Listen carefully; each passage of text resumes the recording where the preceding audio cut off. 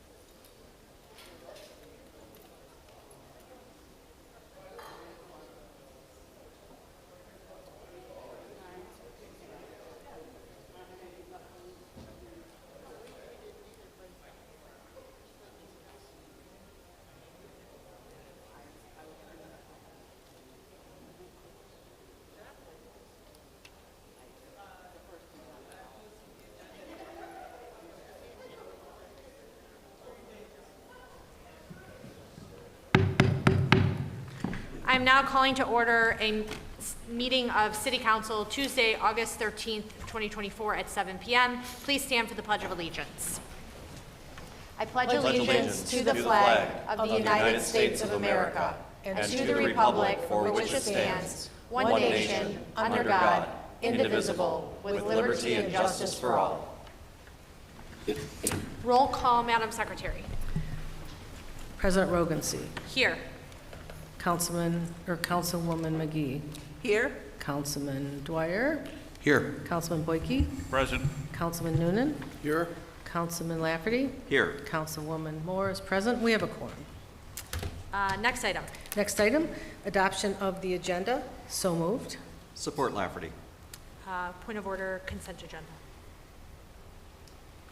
Adoption of the consent Oh, I agenda. thought you said agenda. Sorry about that. If I did, I apologize.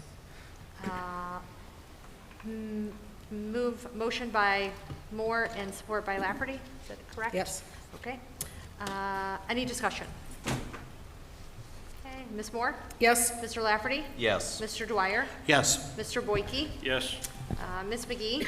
Yes. Mr. Noonan? Yes. Rogan C is a yes. Motion carries. Next item. Next item is adoption of the agenda. So moved with discussion. Support Lafferty. Discussion, Madam Secretary. Thank you. The first item to be added is under 12D, Greenstone extension of their license, Greenstone Metro. As 12E is the Bates settlement. As 13E, I am adding an item to discuss electric vehicle charging. I think that's it. Did I miss anything, Ms. Camp? Thank you. That's it. Any additional discussion? Okay, hearing none, I will call the question. Ms. Moore? Yes? Mr. Lafferty? Yes. Mr. Dwyer? Yes. Mr. Boyke? Yes. Mr. Noonan? Yes. Ms. McGee? Yes. Rogan C is a yes. Motion carries. Next item. Next item is calendar pending matters. Motion to receive and file with discussion. Support Lafferty. Discussion, Madam Secretary. Thank you. We did receive, under the meeting date of 6/25, outside legal contracts and agreements. I did notice some discrepancies in what the agreements were for fees and what we're being charged now, so I think we need to look at that. I know we have some RFPs coming up for legal services, and maybe we can discuss that at that time. We had asked for a list of all vacant positions, both union and non-union, and a report from the Pride event, and some other information was requested at that time.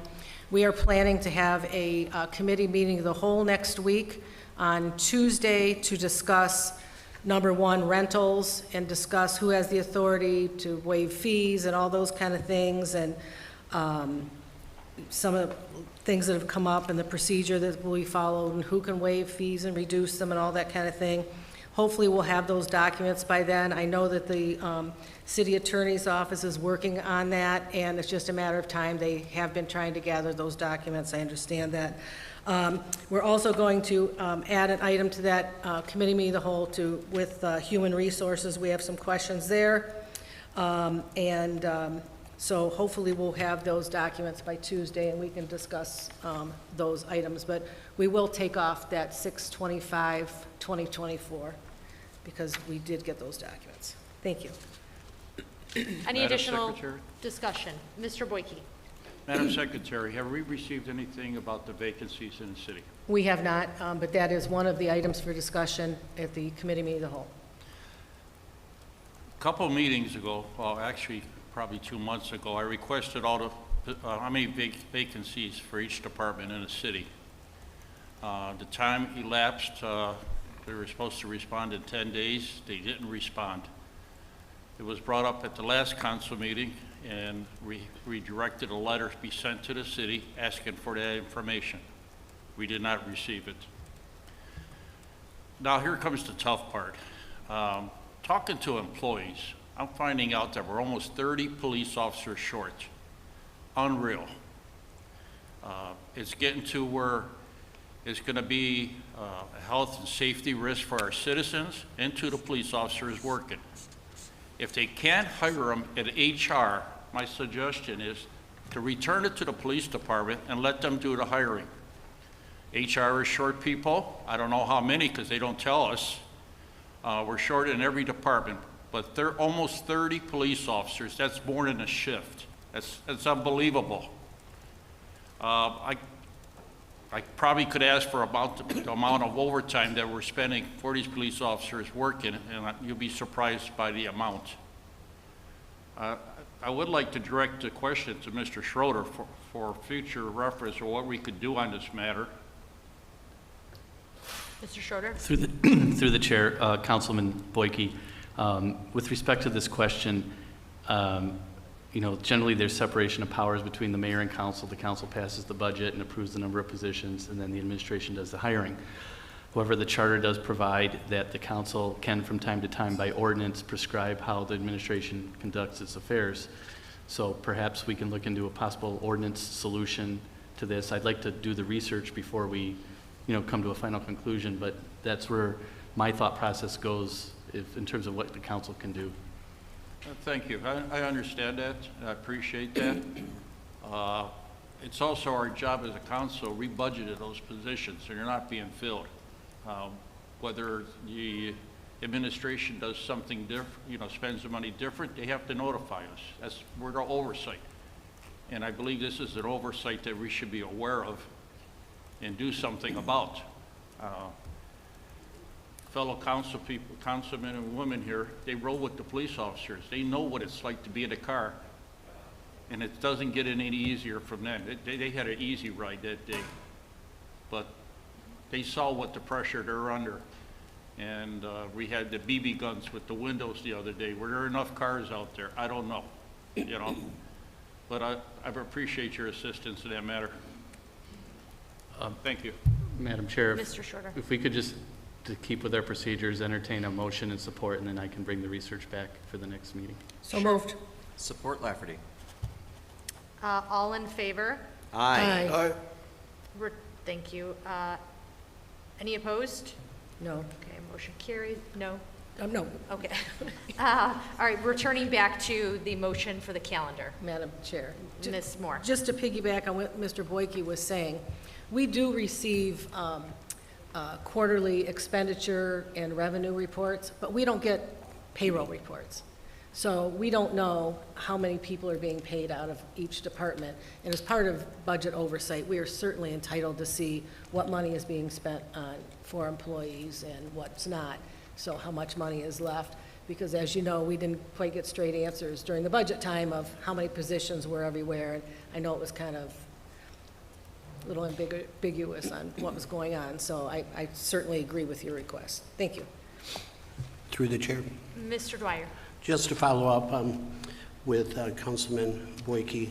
Yes, being shorthanded as much as we are not only creates officer safety issues, because now that we have less officers responding to situations, but we're also running into a situation where response times are going to become longer. So now we're jeopardizing the safety and the welfare of our residents. And that's uncalled for when we have these positions approved as far as staffing, and the money is there to cover this. And as far as the slow way of going through HR and filling these positions, I concur that we should go back to the police department and have them be in charge of the hiring process, and I think it'll move much quicker. Thank you. Anything else regarding the calendar of pending matters? Okay, all in favor? Aye. Any opposed? Motion carries. Next item. Next item is 7A, approval of the minutes of the special meeting of July 25th, 2024. So moved. Support Lafferty. Discussion? Hearing none, I will call the question. Ms. Moore? Yes. Mr. Lafferty? Yes. Mr. Dwyer? Yes. Mr. Boyke? Yes. Mr. Noonan? Yes. Ms. McGee? Yes. Rogan says yes. Motion carries. Next item. Next item is 7B, approval of the minutes of the special meeting of August 8th, 2024. So moved. Support Dwyer. Any discussion? Hearing none, I will call the question. Ms. Moore? Yes. Mr. Dwyer? Yes. Mr. Lafferty? Yes. Mr. Boyke? Yes. Mr. Noonan? Yes. Ms. McGee? Yes. Rogan says yes. Motion carries. Next item. Next item is 8A, approval of the bills of the General Revenue Fund. So moved with discussion. Support Lafferty with discussion. Discussion, Secretary Moore. Actually, I had a question. I see Ms. Katari Ross is in the audience. Just a quick question. Sorry, I know you're not prepared for this, but I was looking at the court-appointed attorneys, and one of the bills for one of the attorneys is like 20 times higher than all of the rest. Is that somebody that just didn't get around to their bookkeeping in their office? You know, historically, that would be my guess. The court no longer, due to the MIDC and Standard 5, the court is no longer involved in the appointment process of the Right. attorney, so it's run through the MIDC. So we're not involved with the oversight of that. It's the Michigan Indigent Defense Council, but historically, that's what happens. 'Cause Is they let them gather, and then they turn them in at one time. Okay, because there was, some it's 500, 1,000, this one Right. was 22,000. And I've Yeah. never seen one that high before, so Yeah. I assume it's just a bookkeeping, we didn't have I just want to make sure that we're following our procedure of having fair and equitable, What we'll do is distribution. I will contact the MIDC coordinator and have them report back to council regarding that question. I mean, there's a I'll look lot at of, those. there are a lot of. But I'll look line- at the There's a highest lot of line. line items, I just thought found it curious, that's all. Yeah, we'll make sure that that question is responded to. Okay, thanks, thank you Sure. very much. Okay.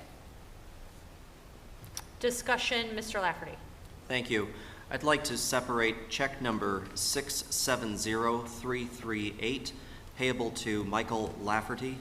He is my brother. This is payment for, he is a performer in the Jay Giles Tribute Band, and so I wanted to separate myself and recuse myself from voting on that item, as he is my brother, Thank you. and a Motion- very talented brother. Thank you. Mr. Lafferty, is At least that? there's one of them that are Mr. talented. Schroeder, is that necessary? Yeah, I think it's necessary and proper under the circumstances, although he shouldn't be influencing the council on how to vote on it. Thank you. I said he was talented. That's right. So the first motion is Ms. Moore and second by Mr. Lafferty, which is to approve the balance of the bills, and then we will. Motion to excuse Mr. Lafferty from voting Thank on you. check number 670338. Support, anyone? Support? Support by Ms. McGee. All in favor? Aye. Any opposed?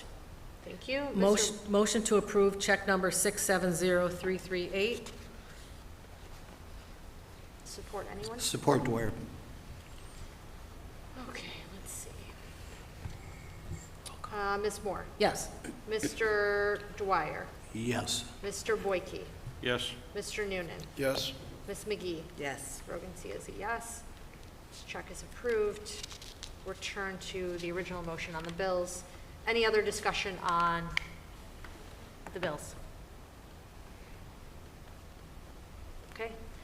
Hearing none, I will call the question. Ms. Moore? Yes? Mr. Lafferty? Yes. Mr. Dwyer? Yes. Mr. Boyke? Yes. Mr. Noonan? Yes. Ms. McGee? Yes. Rogan C. is a yes. Motion carries. Next item. Next item is 9, audience participation for agenda items only. Point of order, water and sewer bills. Oh, I'm sorry. Approval of the bills of the water and sewer system, so moved. Support Dwyer. Support Dwyer. Discussion? Hearing none, I will call the question. Ms. Moore? Yes. Mr. Dwyer? Yes. Mr. Lafferty? Yes. Mr. Boyke? Yes. Ms. McGee? Yes. Mr. Noonan? Yes. Rogan C. is a yes. Motion carries. Next item. 9, audience participation for agenda items only. Thank you. Good evening, everyone. Members of the audience who would like to address City Council this evening may do so by filling out a form located at the right side of the stage. This is a reminder per our rules, council rules and procedures. You must write your name and address on the audience form or give your full name and address at the podium. You have 3 minutes. There is a monitor up here that will count down the time that you have remaining. This audience is for agenda items only. There is additional time at the end of the meeting for general audience topics related to city business. First up is Angelica Cupolo.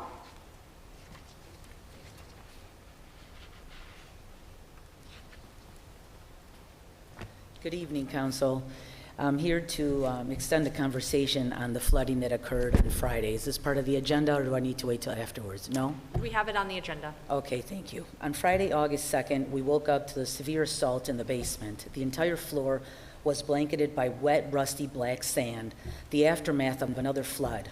That morning, as soon as City Hall opened, I called Mayor Stone's office to inform her and ask why this is happening again. To my surprise, she was not available. I left a message for a call back on Friday, Monday, Tuesday, and so on. I'm still waiting for that return phone call. This is unacceptable to me. Whatever your opinion of the previous mayor was, he had the decency to return a taxpayer's phone call. There's not enough time today to list all the irreplaceable costly items that have been lost yet again in another basement flooding in the city of Warren. The big ticket item this time was an SUV parked in front of the property. Class action suits have not motivated or compelled all parties involved in this city to fix or attempt to alleviate this problem. It's left to the victimized homeowner.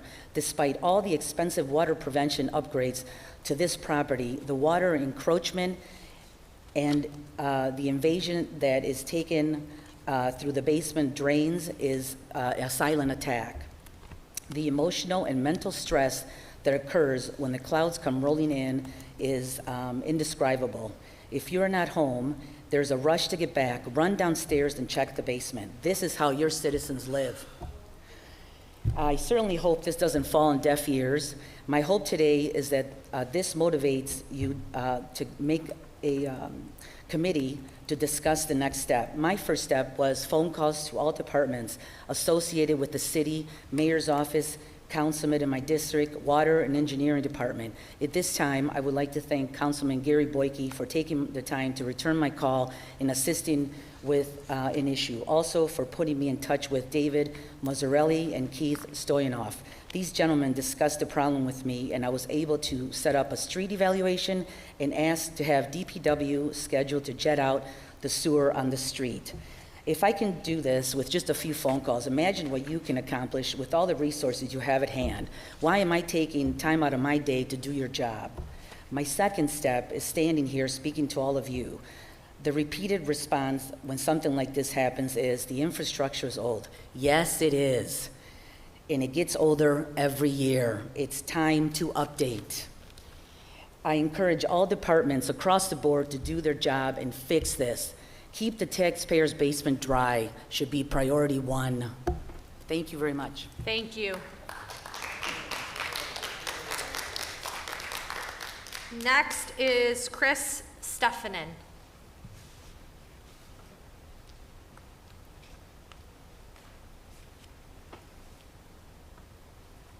Yes, us too also. We were flooded on the morning of August the 2nd. The water had rose up to about the first step of our basement. It went into our furnace, went into our hot water tank. We now have a washing machine that does not work. I came here last week when you guys were talking about with the pool being fixed. And there was something that was said during that time that they were worried about the police station basement reflooding. But the answer came back saying they checked into it, they resolved the issue, and it will never happen again. And then you went ahead to spend lots of more money on the city pool here, which I think is a nice thing, but still, it was like within 1 week, you guys got instant action on this being done.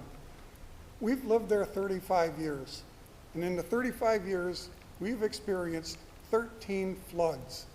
And in those 13 floods, we have gone from a completely finished basement to just bare cement walls. Why can't anybody come out and evaluate our street and resolve the issue on our street? It isn't just us. My wife and another neighbor went around looking at the corner of Bonnie and Herbert. There were 15 neighbors this last time that took water in on their basement. So it isn't just me. It's my street and the end of the street on Bonnie. At the end of last meeting, Director of Water Division come up and introduced himself to me, took my address and everything, and him, just like the people that we talked on the phone, never called back. And I had told him, I says, we have approximately 16 restaurants in the Hoover 11 Mall and everything, and we're talking a lot of grease that gets built up into the sewer system. All it needs to be is done is being jetted. His answer to me was, well, we can only do so much because Macomb County is worried about habitat. My answer to that is, you're more worried about a frog than a turd in my basement? Why can't anything be done? Aren't we important? We're the one that pays everybody's salaries here. We're the ones that vote you people in. Why can't anything be done? Thank you.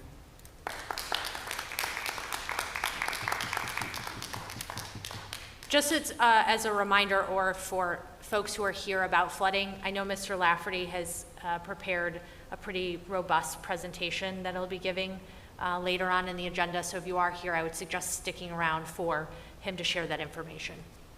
Additionally, the lights are incredibly bright this evening up here, so if folks aren't staring directly at you, it's because the lights are very, very bright up here. Okay, next is Joetta Mandarino.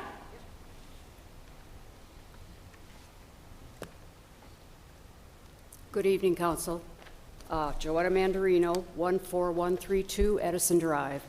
First, I'd like to thank I call her Angie, Angelica. She did a very good job, and she's been our spokesperson for our neighborhood. We appreciate her. Again, I'd like to discuss the neighborhood flooding. I purchased my home June 27, 2011.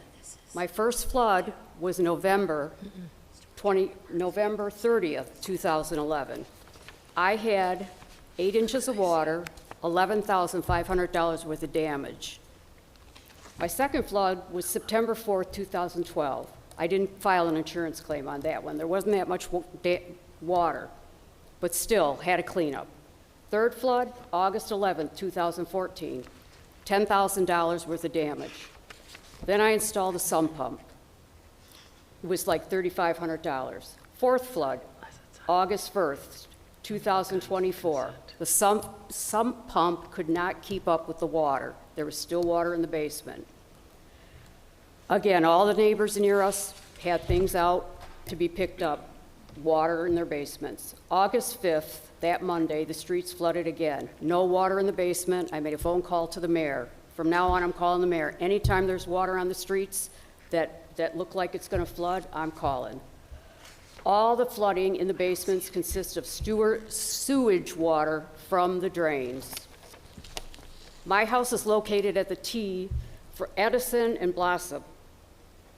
We get that flooding water all the time. I don't know what's going on there, but I'm telling you, something's wrong. I'm tired of this, and so is the neighborhood. What's going to be done about it? We would like results. Thank you very much. Thank you. Next is Mary Metazinski.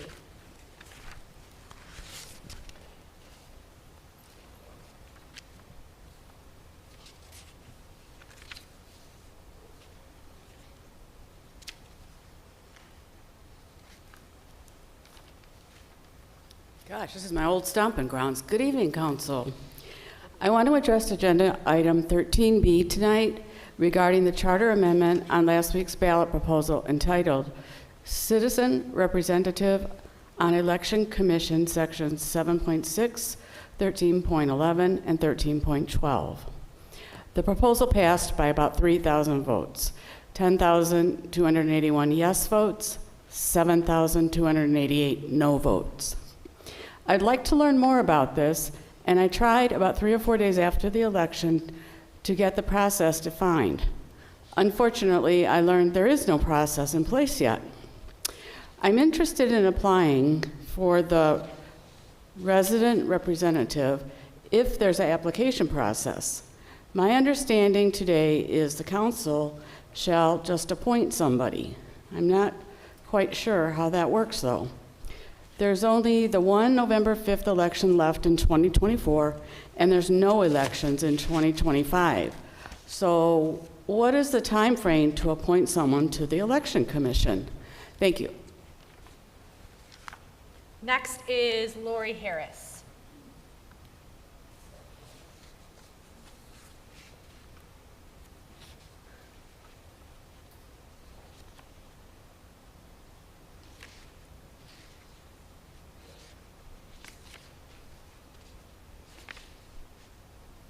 Hi, everyone. I'm also talking about 13B. And I wanted to encourage the council, I know that you're going to be talking about the process, but I would like you to consider, and I didn't get her permission to do this, I think someone like Margaret Huntone would be a great addition to the Election Commission.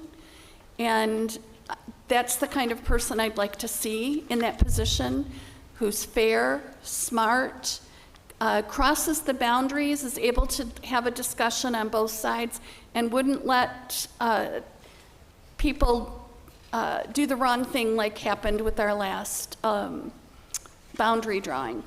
So that was the one thing. And then 14A is, oh, that's the wrong one. Okay, 14C, the bond. As you discuss this, will you explain so people know at home what this $34 million is about? Thank you. Thank you. Next is Bill Clift.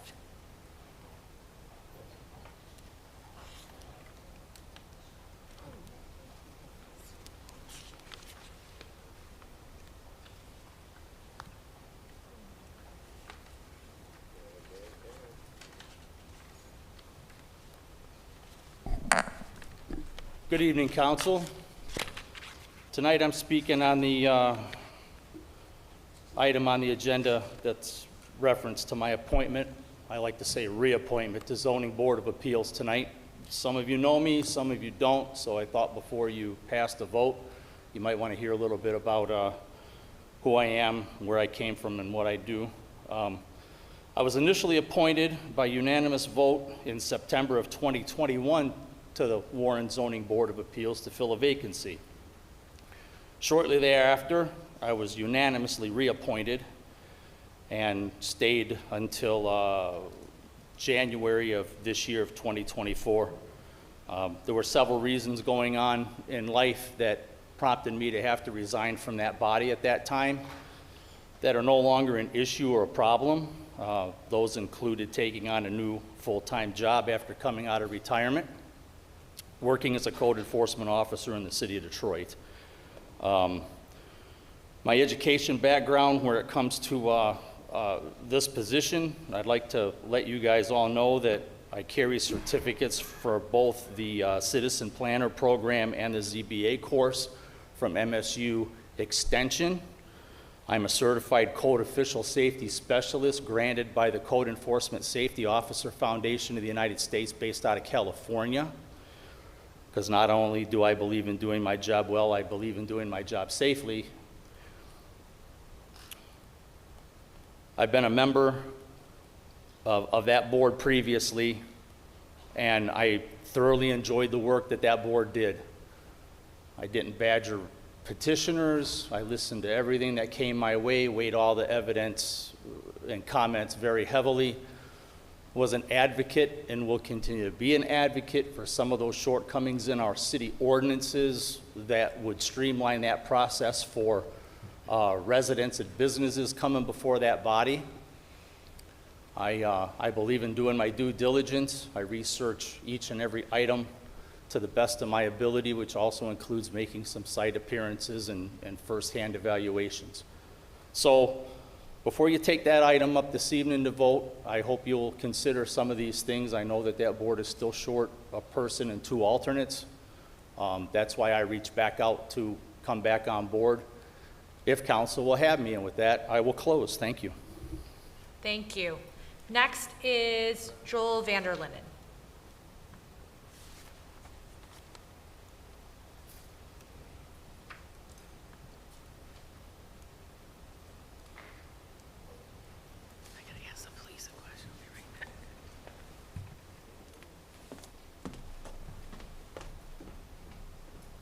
Joel Vanlin, longtime Warren resident. I'm here about a few items, but the first one is 13B. Anytime you give one person the power to remove someone from a council meeting, to stifle that person's speech, to threaten him with kicking him out of other meetings, or to send him to jail under these complications that the socialists have brought up, I pause you to think because it has a chilling effect. The people here are not scared to come to this microphone and talk. They'll be afraid that the council will not allow them to go home to their families afterwards. And coming up with such ideas, an inability to run a meeting, simply calls for the recall of Angela Rogency from the presidency of the council. Somebody else that can handle that position, responsibilities, should be sitting in that seat. You also had everyone come up here and talk about the mayor, talk about flooding, talk about she doesn't owe Mr. Leff. Why they're not giving you the full story. Subpoena the mayor before you take her to court. Find out what went on with this LGBTQ whatever parade. Who paid for it and why? Why there was sex toys there that our children had to see. Thank you. Have a blessed day. Thank you. Next is Michelle Nard.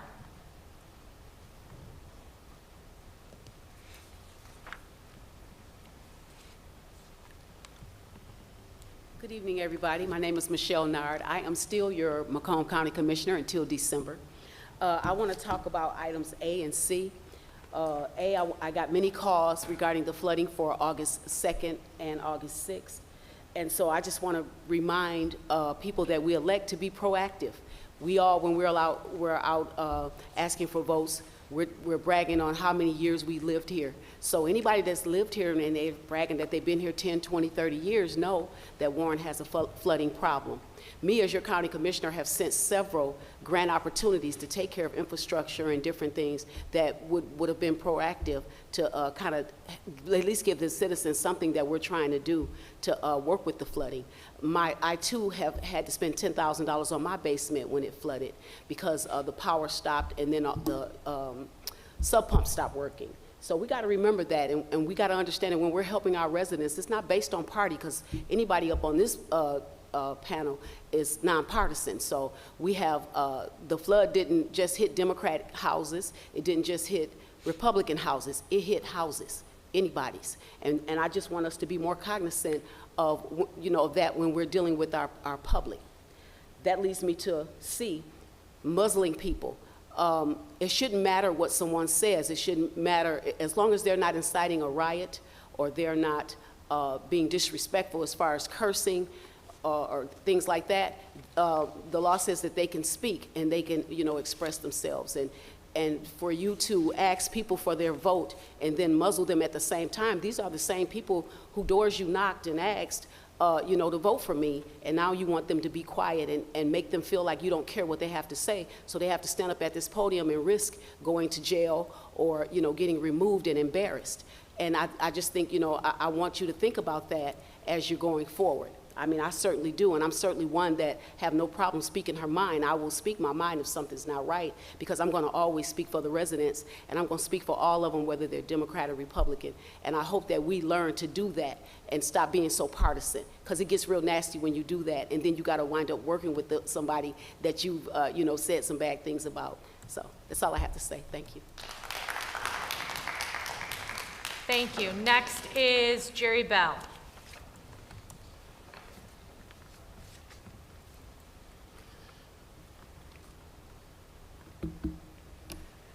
Jerry Bell. Good evening.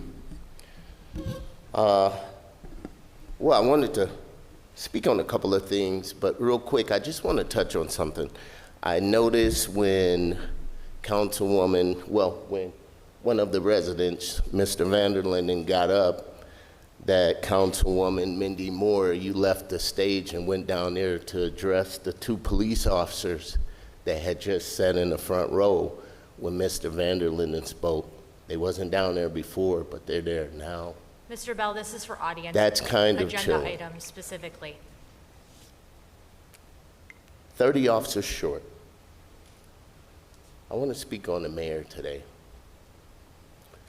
I understand you all have the subpoena power to subpoena her and bring her into this podium and ask whatever questions you need to do. You need to ask. Get whatever information you have to get from her. We have flooding, massive flooding. I've gotten calls from people. There's really nothing much I can do besides tell them to call the mayor's office. But then they call back, no responses.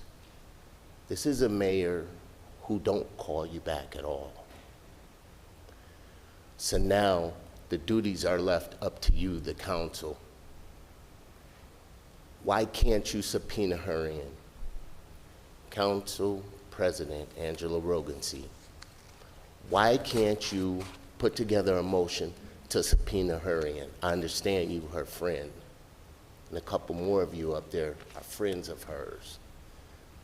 Only thing you have to do is subpoena her in. You have all her department heads that's here that the people can't see. They're sitting off over here to the right. Do the right thing. And as it relates to you all trying to silence the residents, you know that's not gonna work. All 7 of you voted 2 or 3 weeks ago to try to silence us. I'm hoping you guys slept well that night, because that's a violation. We got 2 police officers, or law enforcement officers up there. When you arrest someone, the prisoners have rights. What are you gonna do? Take them from them? And I'm pretty cool with both of you. But when you do wrong to the people, you have to be held accountable. I'm not afraid of you. I'm gonna keep coming up here speaking. And there's nothing you all can do about it. Have a good night. Thank you. That is the end of audience. Next item, Madam Secretary. Next item is 10, announcements. Madam Chair. Madam Secretary. Thank you. I'd like to start off on a happy note. I would like to welcome back Officer Crystal Lejean, and I was over speaking to the police officers to get the correct pronunciation of her name because it's spelled Legendre. And it's difficult to get Lejon out of that. So to clarify Mr. Bell's accusation, I was simply trying to be polite and say her name the correct way. We are honored to welcome Officer Crystal Lejon back to work. As many of you know, Officer Lejon was assaulted and sustained serious injuries while responding to a fight at Lincoln High School. Her injuries were severe enough to require 2 weeks of hospitalization, including spinal surgery to replace a cervical spine disc, followed by months of intense physical therapy and rehabilitation. 3 individuals involved in this tragic incident have been charged with felonies. We are deeply saddened that Officer Lejon had to endure such pain and suffering in the line of duty. We sincerely hope that her injuries do not cause any further complications. Officer Lejon, we cannot express enough how much we appreciate your service, bravery, and unwavering dedication to your community, to our community. Your resilience is her community too. I understand she lives in Warren. Your resilience is truly inspiring, and we are grateful to have you back.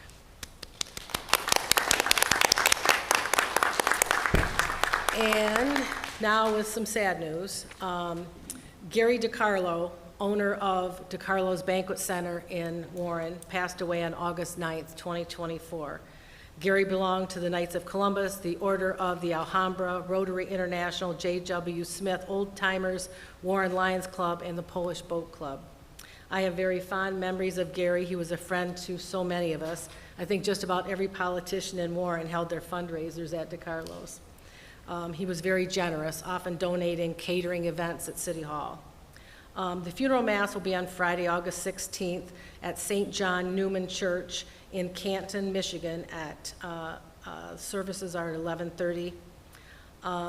As Gary prioritized finding joy in life and sharing it with others, the family asks that you do the same.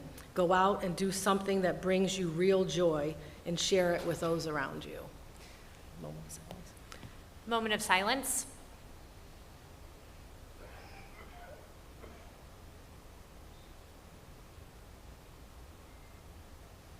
Thank you. And one other item. Yesterday, the Warren Fire Department received a new piece of equipment. It's a mobile training trailer that they're able to configure different ways to provide training to the firefighters. They can have it at the station. It doesn't take them away from their duties. They're able to do that. It was very interesting, and we thank everyone for the presentation. The mayor and I were both there. She got to ride up in the bucket. I climbed up the ladder and was afraid to come back down, so the firefighters had to help me get down. So once again, rescuing a lady out of the tree, so to speak. Anyway, thank you. It was a nice presentation. I'm glad we have this new piece of equipment. And I think that's it for me. Thank you. Any additional announcements? Madam President, Mr. Lafferty and then Ms. McGee. I will yield to Ms. McKee. Hello, everyone. My speaker's not on. I wanted to make sure I let you know that I had also, along with the other city councils, received several calls regarding the flooding. I was big at trying to provide flooding resource information, and I put at the end of the stage some information, some resource information that can give you assistance if you know of someone who need help with the flooding in the basement. In addition to that, as we know, unfortunately, about the 2-year-old who used a gun and shot themselves. And because of that situation, I wanted to also bring information regarding gun locks. There were gun locks that were given out for free at the office, the mayor's office, and I wanted to provide that information to you. And those who may have a difficult time, who have handguns in your home, talking to your children about handguns and the use of handguns.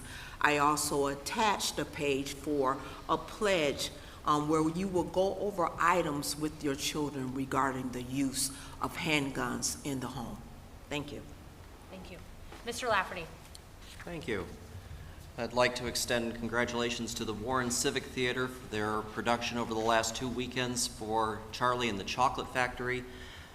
The most outstanding acting to date I can't tell you how impressed I was with, especially, I mean, everyone did a wonderful job, but I went Friday night with my daughter, and this beautiful little girl performed the lead role, hundreds of lines, a dozen songs, and just a simply outstanding performance. Ladies and gentlemen, we have a lot of talent in this city, and the Civic Theater should be proud of its membership to put on this kind of talent. They have a summer camp this week. They have the Addams Family audition tryouts coming up, so please check warrencivic.org for more details.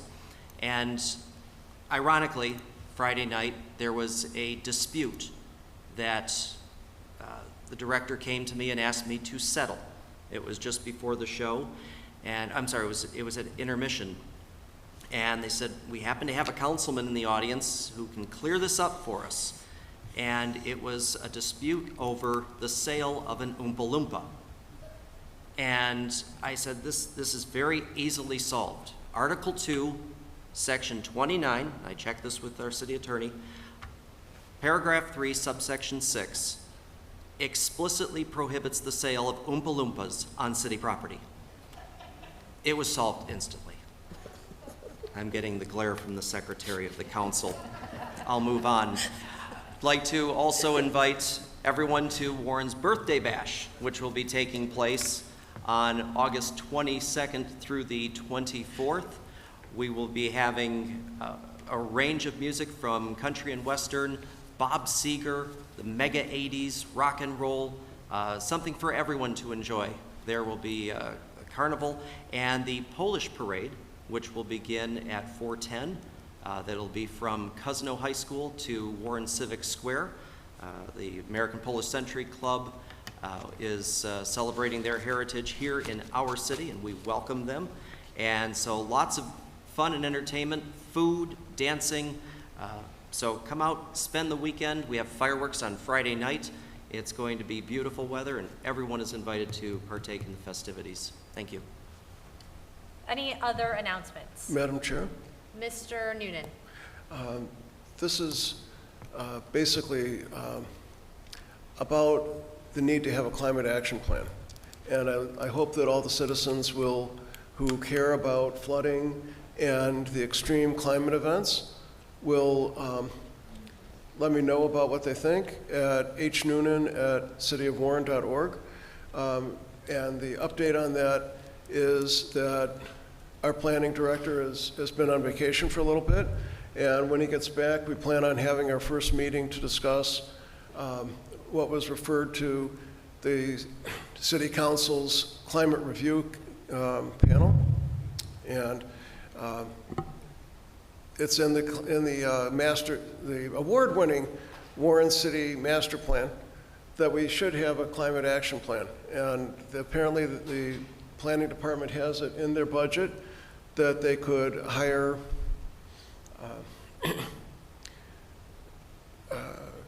a company to come in that was expert in creating climate action plans. So it's not like we're not looking forward to doing the planning, but it hasn't been done yet. And I'm very sorry for all the people in my district.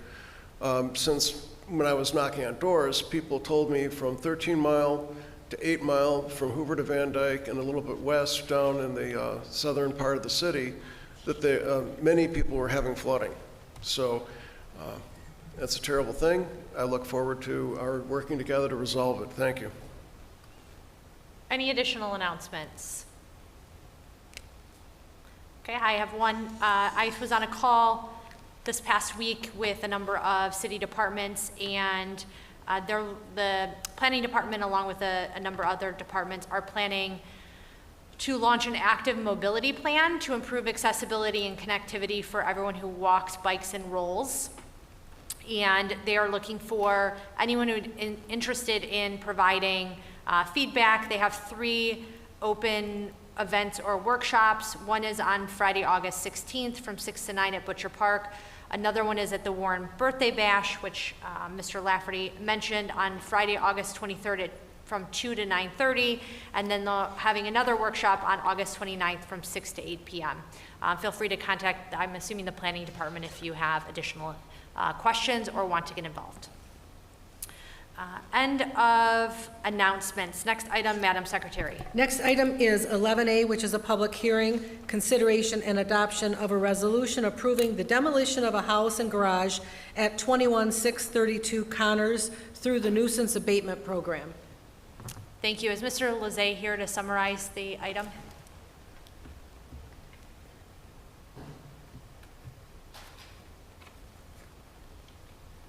Good evening, Mr. Lezay. Thank you so much. Good evening, Council. This house on 21632 Connors, severely dilapidated home. The whole back of the home is rotted away. The owner is believed deceased, and it's a really bad situation. We had to have a second hearing because there was an open probate on it. We got through that matter, and now we've approved it to come here in front of you to demolish. Thank you. If you could maybe sit closer in the event that anyone has any questions. Pardon me? Oh, yes. Sit closer, yes. Thank you. Okay, I will open the public hearing. Is there anyone from the audience who would like to speak on this matter? Seeing none, I will close the public hearing and entertain a motion to approve or deny. Motion to approve. Support Lafferty. Discussion. Hearing none, I will call the question. Ms. Moore? Yes. Mr. Lafferty? Yes. Mr. Dwyer? Yes. Mr. Boyke? Yes. Mr. Noonan? Yes. Ms. McGee? Yes. Rogan C. is a yes. Motion carries. Next item. 11B, which is a public hearing, consideration and adoption of a resolution approving the demolition of a commercial building at 25488 Shaner through the nuisance abatement program. Mr. Lezay, would you mind summarizing this one for us? Yeah, I drove by today. The roof is collapsing on this building, severely dilapidated. It's been vacant. I've had zero water on this house since 2011. And then it stumbled on me too when I got a call about the hole in the roof. And now I drove by today, and it's even getting worse. So this place needs to go. Pretty poor shape. Thank you. I will open the public hearing. Is there anyone from the audience who would like to speak on this matter? Seeing and hearing none, I will close the public hearing and I will entertain a motion to approve or deny. Motion to approve. Support Dwyer. Any discussion? Hearing none, I will call the question. Mr. Lafferty? Yes. Mr. Dwyer? Yes. Mr. Boyke? Yes. Mr. Noonan? Yes. Ms. McGee? Yes. Ms. Moore? Yes. Rogan C. is a yes. Motion carries. Next item. Next item is 11C, which is a public hearing, consideration and adoption of a resolution to review and confirm special assessment roll number 535 related to 3925 Topher, collection proceedings for demolition of a house and garage through nuisance abatement. I will open the public hearing. Is there anyone from the audience who would like to speak on this matter? Hearing and seeing none, I will close the public hearing and entertain a motion to approve or deny. Motion to approve. Support Dwyer. Discussion. Discussion, Mr. Lafferty. Thank you. And this is the assessment. We've already abated this property. Correct. Thank you. Any other discussion? Hearing none, I will call the question. Mr. Lafferty? Yes. Mr. Dwyer? Yes. Mr. Boyke? Yes. Mr. Noonan? Yes. Ms. McGee? Yes. Ms. Moore? Yes. Rogan C. is a yes. Motion carries. Next item. Next item is 12A, consideration and adoption of a resolution approving the extension of RFPW 9479 to furnish property and casualty insurance for agent or broker services for a final 2-year term to Highland Group, Inc. in an annual amount not to exceed $97,500. So moved. Support Lafferty. Discussion, anyone? Hearing none, I will call the question. Ms. Moore? Yes. Mr. Lafferty? Yes. Mr. Dwyer? Yes. Mr. Boyke? Yes. Mr. Noonan? Yes. Ms. McGee? Yes. Rogan C. is a yes. Motion carries. Next item. Next item is 12B, consideration and adoption of a resolution for the approval of the continuation of health insurance coverage with Blue Cross Blue Shield Network and Blue Cross Medicare Advantage and dental insurance coverage with Delta Dental and Golden Dental, DenCap Dental. So moved with discussion. Support Dwyer. Discussion, Madam Secretary. Thank you. I just had a question on the cover letter says that Health Equity WageWorks will save the city approximately $20,000 per year in administrative fees. I was wondering how they're saving us $20,000. Is it compared to someone else's providing of services, or?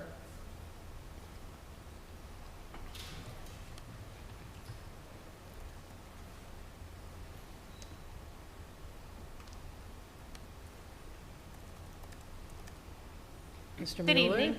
Hello. Good evening. My name's Mark Mueller from TMR and Associates, your insurance consultant agent.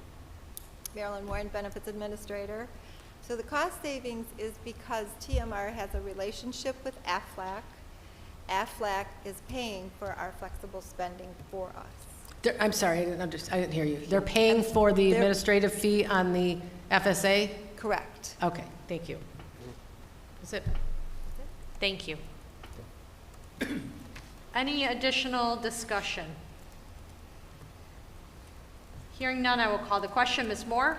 Yes. Mr. Dwyer? Yes. Mr. Boyke? Yes. Mr. Lafferty? Yes. Mr. Noonan? Yes. Ms. McGee? Yes. Rogan C. is a yes. Motion carries. Next item. Next item is 12C, is to direct legal counsel to proceed as discussed in closed session August 6, 2024, in the matter of Nancy Hooks versus City of Warren et al., United States District Court, case number 2021 CV 10743. So moved. Support.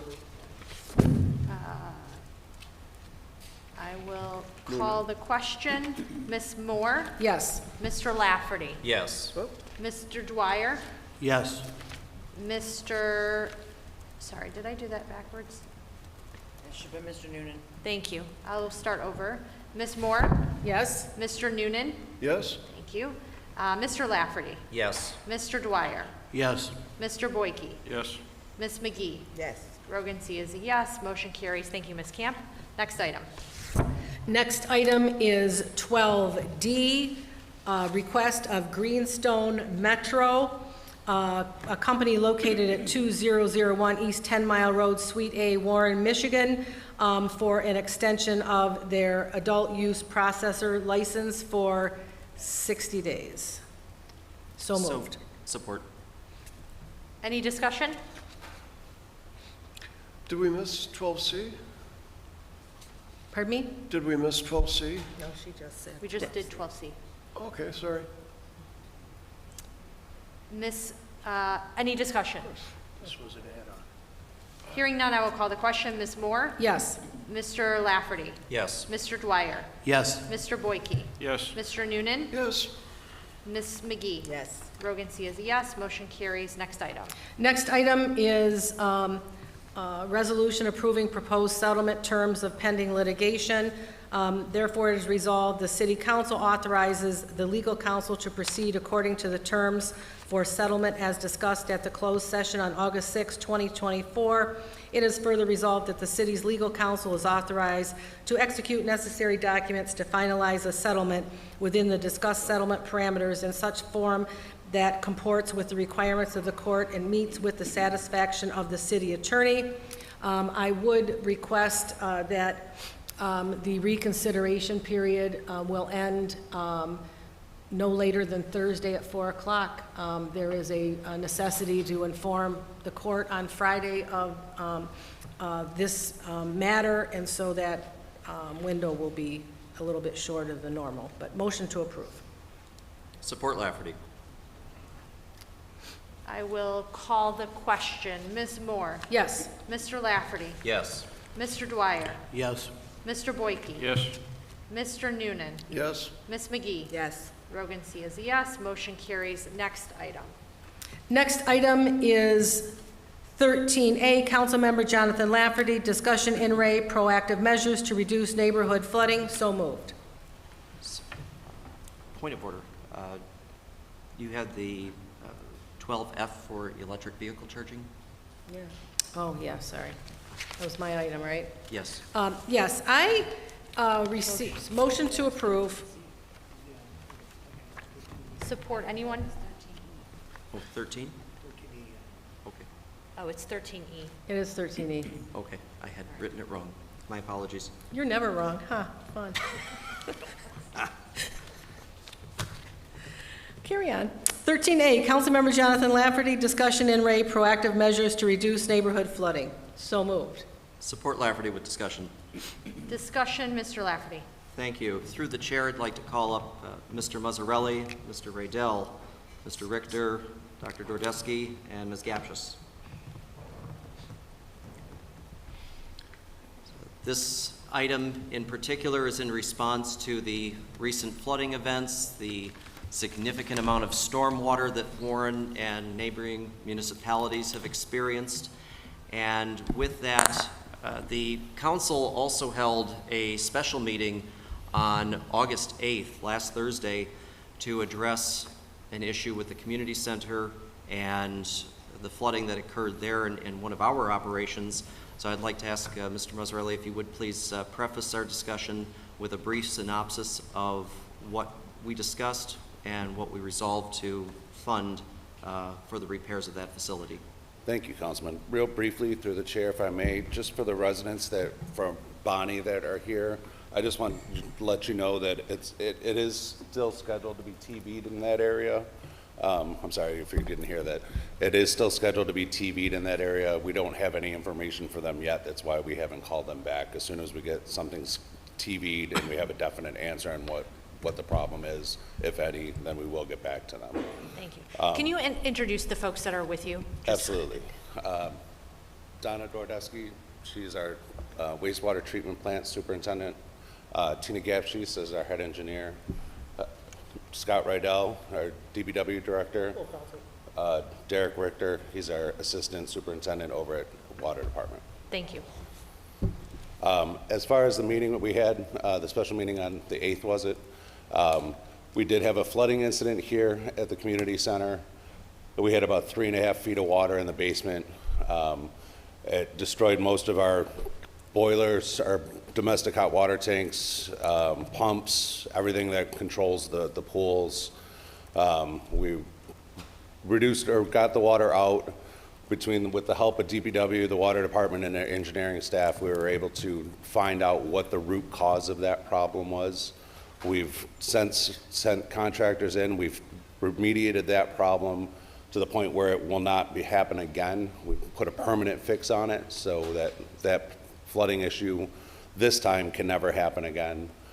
When we went to you, we came and asked for also preventative measures that will help in any other flood instance, as far as putting in a new sump pumps, new engineering study for sump pumps, preventative pumps, submersible pumps, an alarm system that will alert any staff as soon as we get even a small amount of water on the floor, so that we can take steps to clean anything up, and so we can get the pool open and ready for our residents in the fastest amount of time possible. All right. And that measure was approved unanimously by the council. Correct. We approved an additional appropriation of $500,000 and a 10% contingency, total of $880,000. Correct. And then we had our insurance adjusters spent the day out here today. We do hope that we're going to get a majority of that, and if not almost all of it, back from our insurance. Even better. The demolition should start first thing tomorrow morning. All right. And Ms. Moore brought up a really good point that our residents have memberships right now. So any pools, memberships will be extended the entire time the pool is down. Anybody that's had anything booked, such as birthday parties or anything like that, have already been refunded or rescheduled. And just to make certain, all of our lifeguard staff has been put to other duties so that they're not losing any time or hours or pay. Councilman Boyke and I toured the facility with Mr. Casasanta, and he took us on a tour of the damage down below the pools, and then we walked through the pool area, and the lifeguards were indeed scrubbing surfaces, they were painting, all manner of work. The place really looked good. It was... If you noticed tonight, they're out there working in the butterfly garden. So. Yeah, they're doing a great job. They really are. And so this is going to be, so we're targeting a mid-September to be back If up and running. everything goes off correctly, and we're hoping that it does, we've got a great, solid plan and a good crew working on everything. We're hoping the second week in September we should be open. Okay. I'd ask that the communications department work very closely with your departments. And I will keep you guys posted all along the way. All right, thank you. I first want to start out with the thanks to this team that's standing in front of us. This team worked around the clock, addressing resident concerns as they were pouring in, coordinating additional sanitation pickups, performing inspections, cleanups, addressing drain concerns across the city. This was not a localized event in a particular section of the city. There were flooding events all across the city. So, Mr. Mazzarelli, I'm going to start with you. If you would describe the event that took place and the city response, please. So that was becoming all more common, and just an incredible amount of rain in a short period of time in an already saturated ground. We got up to 4 inches of rain in a good over half of Warren in a very short amount of time, less than 3 hours, and then a continual rain for another 8 hours after that. We received almost just over 200 phone calls. We've inspected, we went out to every address.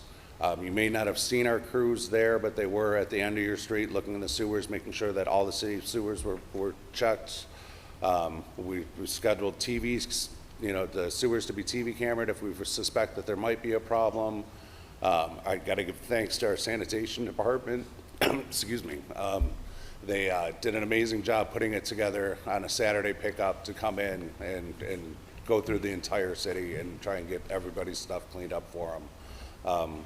At a very short period of time. So I'll give those guys a ton of credit, and these guys behind me did an amazing job as well. Thank you. I'd like to turn the floor over to Mr. Richter to begin. And the reason why I've brought up this team in particular is there is a lot of information circulating, but there's also an equal amount of misinformation that is circulating. And I think it's extremely important that we ensure clarity and understanding of the municipal response to this event and what can and cannot happen and how the systems work with brief synopsises from each department. So, Mr. Richter, the location and the differences between our stormwater sewer system and our sanitary sewer system, can you please speak to that? Yes, we do have two sewer systems, a storm sewer system and a sanitary sewer system. They are separate. Both Can you systems, speak a little louder? Sorry. Both systems are gravity fed. They are not pumped. There are not gates on them to shut them off.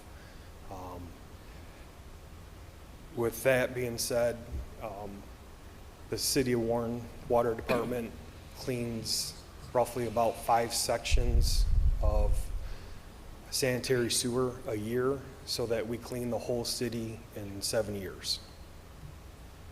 So the information that was circulating about the city was turning off the drains or had to turn on the drains, that is a false statement. Correct. So the city does not have any ability to gate or turn drains on and off at any particular time or at all? We do not. Okay, thank you. I'll move over to Ms. Gapshis from engineering. You had mentioned in our brief meeting ahead of time that this was a 10-year storm. Can you speak to that? Right, well, this wasn't a 10-year storm. It was probably greater than that. I mentioned that our storm sewer system is designed to handle a 10-year storm.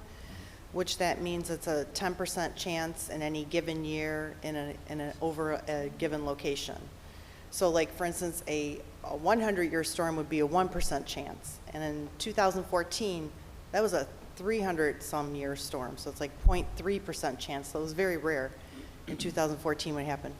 I'm not quite sure what year storm this past event was. I can find out. But our storm sewer system only handles a 10-year storm, and that's very common in this area, all of Michigan, all of the states around Michigan. This is a formula that we use to design our storm sewer system because it is financially not capable to design for something bigger than that. However, our storm sewer system outlets into the county storm sewer system. They're also designed for a 10-year storm. So when their storm sewer system is full, it backs up into ours. And that's our only outlet that we have. So it's unfortunate, but this is what happens. We are doing the best that we can. We are cleaning out storm sewers all the time, televising them. We're lining sanitary sewers all the time. Anytime there's a complaint, you can call our office and we'll check out your whole system and see if there's a collapse perhaps or a blockage. But it is normal for a street to flood, and then as long as it dissipates, that means the storm sewer system is working. It was a surge. It couldn't handle all that water at one time. So as long as it starts to dissipate and goes away, it's more than likely fine, the storm sewer system. So we have, in a rather large rainstorm, I observed my particular section of the street swell with water. Eventually it looked like it stopped draining, yet the catch basins were clear, and it swelled, and then at some point it really started to recede rather quickly. Correct. That's because the county drains are full. So when those start to, go down, then ours start to drain out as well, and then eventually out to the lake. And I would imagine that the different elevations throughout the city, however rather minute, are basically taking their turn. Would that be a fair assessment? Yeah, if you're in a lower area, then your basement flooding chances are definitely more. That's why there's certain areas where it happens more frequently. It's because it's a lower part of the system, yes. Okay. And then one of the other comments that I was seeing, that the city's been building up. They're building more, there are new tenants taking occupancy, new buildings are being constructed, parking lots are larger, non-porous spaces. Can you speak to some of our planning and our stormwater ordinance requirements for what is the responsibility of the businesses and the commercial properties in the city? Yes. So we adopted a new stormwater ordinance a few years ago, and we're following Macomb County's stormwater ordinance. So any business that comes in and does an upgrade to their property and goes through the planning department, we have them comply with the new stormwater ordinance, which has them detain a 100-year storm event water on their property and have it released slowly. This way it doesn't overburden our system. And they also are required to keep a certain percentage of water on their property, have it infiltrate into the ground. And so every new property that comes in for an improvement, we're making them adhere to these standards. So eventually, we'll get a lot of detention in Warren, and hopefully that's the goal in the future, is to not overburden our system so much with all this rainwater. Everyone is sharing in the responsibility. Yes. Then to definitely help reduce the runoff. That's correct. Or the runoff all at one time at least. Right, the surge. All right. On to Ms. Dordeski from wastewater treatment. The city's efforts to reduce the opportunities for overflow from your perspective and minimizing usage of water. Could you comment on that, please? Good evening, council members. Yes, the city of Warren has been making a great stride in Sorry, Could we you need you please to speak speak directly into into the the phone. microphones? Sure. Good evening, council members. The city of Warren has been making a great stride in trying to mitigate and improve functionality of the existing sanitary collection system. As early as early 2000s, we have done numerous studies to evaluate the system, performance of the system. And as a result, we have put together a sanitary sewer elimination program, which has been consisted of several phases. One of them was construction of several miles of sanitary sewer reliefs, improvements to the 9-mile pump station, as well as construction of a new detention basin that's located off of Stevens Road. Currently, construction of the Stevens Basin is coming to completion. We're expecting substantial completion or operational status of the basin as early as late part of September, and final completion of the project, including restoration and minor miscellaneous work, probably by the end of the year. The detention basin will serve as an inline storage of diluted sewage that comes in from the 9-mile drainage district area that services the area between generally south of 10 Mile Road and between 8 and 10 and west of east of Mound and east city limits. That collection system goes to the 9-mile pump station, which in turns from there is being pumped to the collection system to the treatment plant that we have at 14 Mile Road. And that system is specifically for the sanitary system, is that correct? That is correct. That's for sanitary sewer. All right. And so with the, you had mentioned earlier in our preparations about aspects of what can our residents do to further reduce water usage during a rain event, during a heavy rain event, or just following a rain event? What are things that our residents can do to help avoid exacerbating an already overflowing system? Sure. The water that we use in our system and water, each residential home, whether it's flushing toilets, taking baths, or using dishwashers or doing laundry, all that water, wastewater, goes into the sanitary system, which during those excessive rain events, it's already overburdened. So mainly minimizing water usage or flushing down, doing laundry, that certainly would helps out in mitigating some of the inflow that comes in for treatment to the plant. All right, thank you. Next, I'd like to ask Mr. Radell from DPW. Can you, we heard a terminology about televising sewers and jetting of drains. Can you speak a little further to that, please? Jetting is basically like a high-pressure garden hose that goes through and will clean out. Then we do it both in the storm lines and the sanitary lines. And we usually will jet those lines to get them cleaned out, and then we'll televise as necessary to see if there's any issues, collapsed pipes, separated lines, any blockages, things like that. Okay. And for those lines, they're the connection between a basement, so is my street's flooding and my basement or my crawl space is taking on water, are the two connected in any way? They are not. That's a misconception we hear a lot, that the street's flooding, that's why my basement's flooding. There's nothing in your house that's connected to the catch basins or the drains in the street. Not at all. Two separate events. It's sanitary that's coming up. It's from your drain tiles that are tied into the sanitary lines. That's what's coming up in your basement.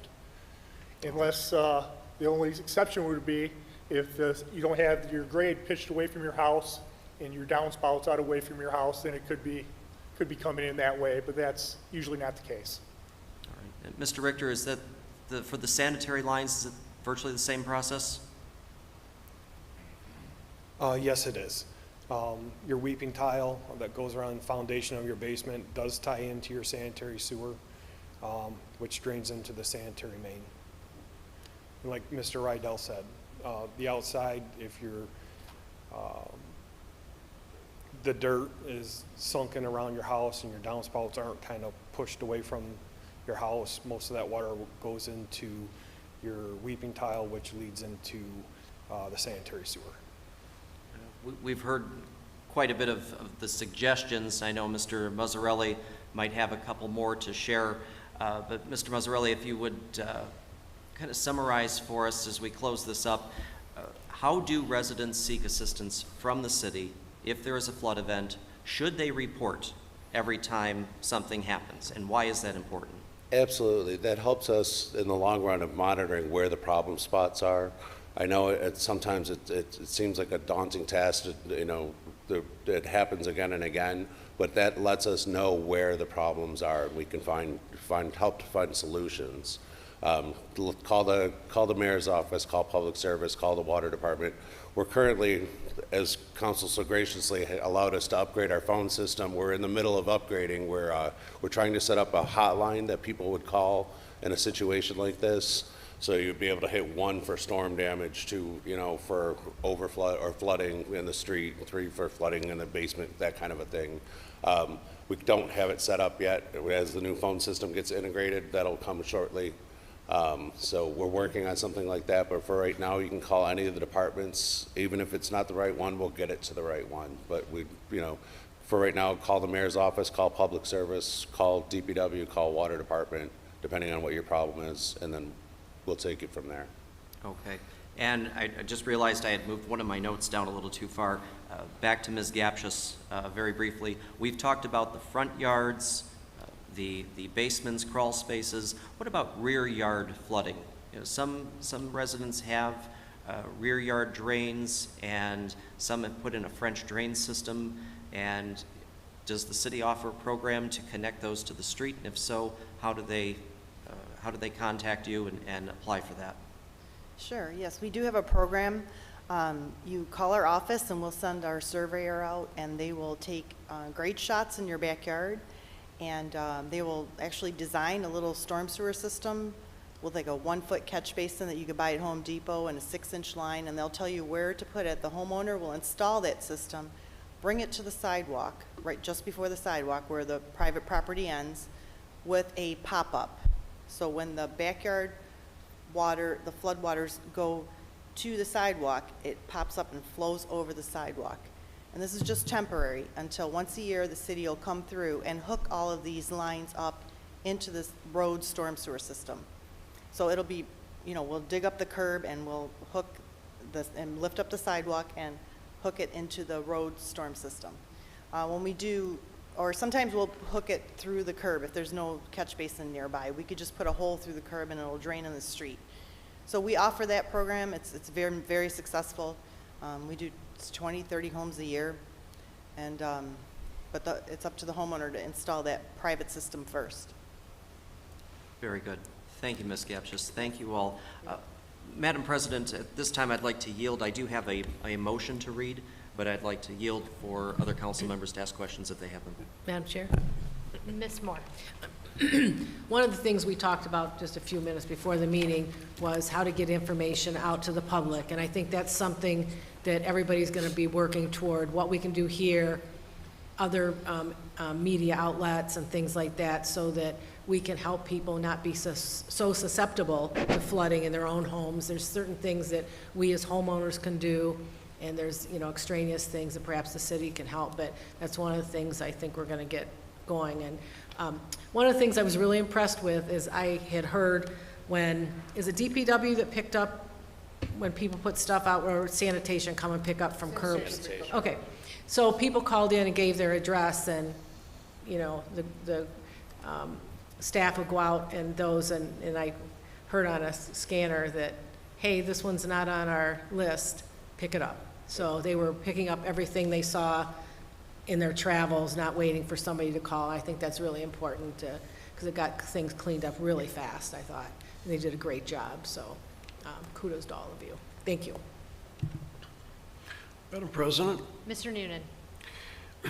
when it came to items that residents can do to avoid exacerbating the problems of flooding, I wasn't able to actually understand hardly a word of what was said there. Are any of you able to recap that for our sake? I believe basically what she said was just, you know, no laundry, no running the dishwasher, no excessive use of water in the home, you know, make sure your drain spouts are moving away from the flood or the house. I don't know. So that's for their own home. Yes. If they use those, that will probably increase the likelihood of their house flooding. That's just gonna go back into the sanitary, and if your sanitary is overflowing, you're just adding more water to that problem. So the sanitary could go into the street if there's flooding in the street? No, if No. your basement's flooding and you're. Yeah. Okay, I just thought maybe if it could go out on the street and then There's drain two back into other separate people's There's homes. two separate sewer systems, a sanitary Yeah. and a storm. The I was- storm is what's in the street. Okay. That's your rainwater at the gutter. Nothing from the house is tied into the street. Okay, so that can't happen. That's a good thing. Thank you very much on that. And then, so the home foundation tiles tie into both? the Sanitary. No? It's just sanitary. Sanitary. Just sanitary. Just the sanitary. The home foundation tiles tie into the sanitary? Correct. Okay. Is that a problem? Hasn't been. I mean, that's the way they were designed. Okay, I don't know whether that has something to do with draining into the basement. Like some people were complaining about sewage in their basements. How does the sewage get into their basement then? Yeah.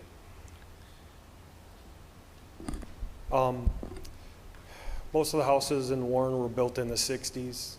They have a clay crock weeping tile.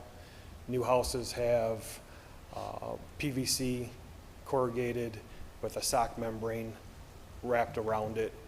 The difference is the clay crock has separations which allow settlement, sand, and dirt particles to get in it, where the sock membrane does not.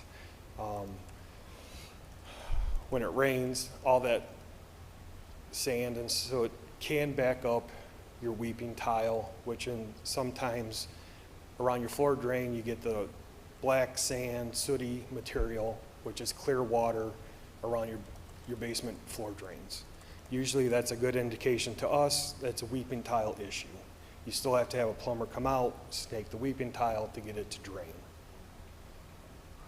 Thank you. Thank you for the update on that. And then, so Ms. Gapshies, the name of the program that they could ask to sign up for your help in designing would be the French drain system? Well, we call it the rear yard drainage. The rear yard drainage program? Rear yard drainage program. That's correct. Okay, and you only help design it, you don't pay for any part of it? We pay for the connection from the sidewalk to the street. You pay for the connection from the Yes. sidewalk to the street. Well, that would be wonderful, because if you have to drill through the curb or something, we don't want just anybody doing that, and Correct. it'd probably You be would need a expensive. permit to do that, first of all, but yes, the That's city will really- come in and do that. That's really good, okay. And then, what an interesting discussion you brought forward, Councilman Lafferty. I have a question for Director Mazzarelli. Let's see, where was it? There's a lot of misinformation. So much, okay. I guess I'll have to ask him on my own time, but I thought it was something that was going to be good for the whole city to know. Okay, for insurance purposes, people need to call which departments under which conditions? I'm not an insurance agent, I can't No, advise you on that. but didn't the mayor ask people to call different departments to report what was happening? Wasn't that an insurance-related matter? I don't deal with insurance at all, I don't know. If it's a storm sewer question, we go with the ZPW. If it's sanitary, we go with water. Okay, so that's more to remediate the problem than anything to do with insurance? Yep, I got Okay, enough, so I got enough on thank my you. plate, I don't deal with that. Thank you for straightening me out on that one. I appreciate it. Okay. I know. On the community center, I know that, what do you call the sump pumps? What do you call them? Sump pumps? Sump pump. Emergency pumps. They can get overwhelmed, and also if the power goes out, which often happens during storms, if they're not backed up, then there's a council- failure, and then that's another $500,000. So I apologize I wasn't able to attend the previous meeting. As But- council so generously brought that up at the last meeting, we discussed it, and we were planning on purchasing a generator to store across the street at the truck garage. So if the power did go out, we would have a backup generator. And we discussed maybe possibly next year's budget, getting a full building generator for this facility. Okay, that sounds like a really good plan, especially if people were overheating in a heat wave, then if the power had been knocked out, then air conditioners could be run. Okay, hey, thank you so much. Really fascinating discussion. I hope I haven't tarried you too long. Thank you. Thank you. Any additional, Ms. McGee? Just wanted to let you know that your state legislation also have the information available for you on their page for emergencies as far as floods, and as well as your insurance and commercial buildings for small businesses, so that you will also receive assistance for that. So you can go on the Michigan State website, and they provide all that information. And I also added a little of that on the resource information page that I have on stage here. Thank you. Any additional questions? I had just one. Is there somewhere that you all can, I know I've asked a number of questions about the improvements that we've done to the infrastructure, because I believe one of the folks spoke during audience, reminded us of the amount of infrastructure we have that's aging. Our city was built in the 50s and 60s. And I do think it goes often unnoticed, the amount of work that we have done over the past decade to improve a lot of those efforts, while not ignoring the fact that we have a long way to go. There have been a considerable amount of things like the detention basin and some of the sewer reliefs that have been put in. So I don't know if that can be articulated somewhere, but I think that would be really helpful to share with folks so that they can see what specifically their tax dollars have went to help improve a situation that we know impacts people on a regular basis. Is that something you all can put together in a memo or something and send to council office, and perhaps we can further distribute it? We'll definitely work. I'm sorry, we'll definitely work on that. Thank you. Excellent. Madam Chair. Mr. Lafferty. Thank you. I'd like to make a motion that we convene a committee of the whole to discuss the creation of a municipal-sponsored and comprehensive residential flood prevention program, and direct the administration to provide for the following. 1, inspections to identify problems on residential properties, to identify ideal location and direction for downspouts, recommendations for proper grading of front and rear yards, and understanding labor requirements for inspection support and program management. Number 2, working with the Communications Department to lead a public relations effort to promote floodwater education, how to address basement, front yard, and rear yard flooding, interior options for prevention, such as sump pumps, making use of the city's website, print and mail publications, water bill inserts, and the use of our text message notification system to provide critical information to residents during future flood events. Number 3, work with the DPW, Water Department, Public Service, and Engineering to explore options for increasing and accelerating the jetting and televised inspection of neighborhood sewers, and further to explore funding options for stormwater sewer improvement and maintenance. Number 4, finally, partner with our federal and state legislative delegations, county executive, Public Works Commissioner, to seek federal subsidies to fund the city's proactive effort to reduce the opportunity for flooding in neighborhoods, further, to fund additional municipal projects to protect our city-owned buildings from flooding events, including engineering support, backup power generators, and mobile pumps.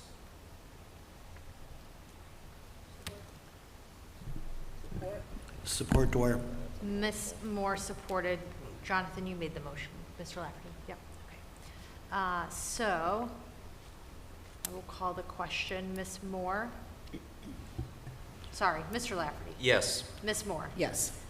Mr. Dwyer? Yes. Mr. Boyke? Yes.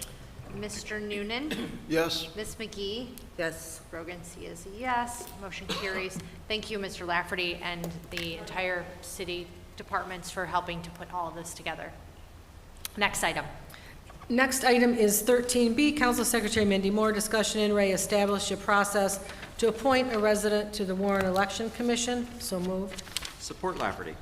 Madam Chair. Discussion, Ms. Moore. Thank you. First off, I would like to thank the voters for overwhelmingly approving the 3 charter amendments that the City Council voted to put on the ballot. Thank you to Council members Boyke and Dwyer for sitting on that Charter Review Committee. We're probably going to have some more of those next year. But the first, what we need to deal with right now is the Election Commission for a resident.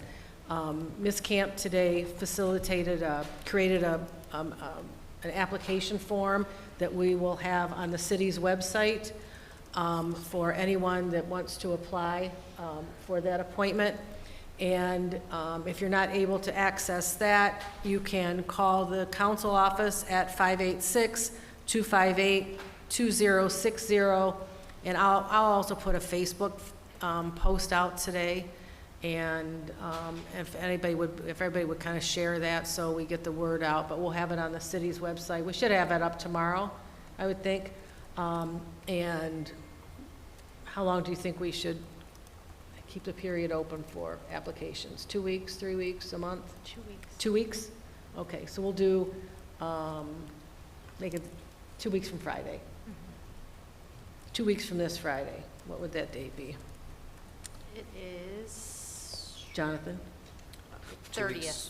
Thank you. I'm sorry, I'm focused on this. 8, so we'll close the period 8:30. 8:30.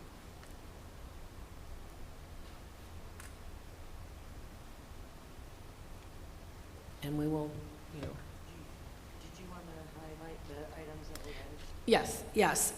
To be eligible to be on the Election Commission, of course, you'd have to follow the normal charter. You can't be in default to the city. You have to be a registered voter in the city. You can't be a city employee or an elected official in the city, nor a candidate for office in the city to be on the commission. Did I forget anything, Mr. Schroeder? And then we will. Say if anyone's planning on running, you probably should. Yeah, if anybody's planning on running for office, you probably shouldn't apply for it, because that wouldn't be fair, because you could only serve until you were running for office. Then we have to keep, in we would hope to have a continuation of someone on that commission for the entire term, to get more familiar with things and develop experience with that. That's sort of our goal. And then once we get the applications, then we will put that on the next agenda, and then we will vote to appoint someone. So look for that tomorrow. Any other discussion? Yes, please. Mr. Noonan. So, Madam Secretary, let's see, what was it? This person, the obligations, what are the duties of this person? The duties would be to sit on the Election Commission. Any meetings the Election Commission has, I know they meet the morning of an election. It's very early, it's 7 o'clock in the morning.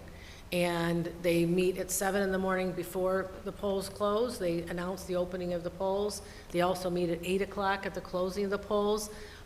They meet to certify, we certify an election locally? I don't think so, but any other time the Election Commission would have to meet for anything.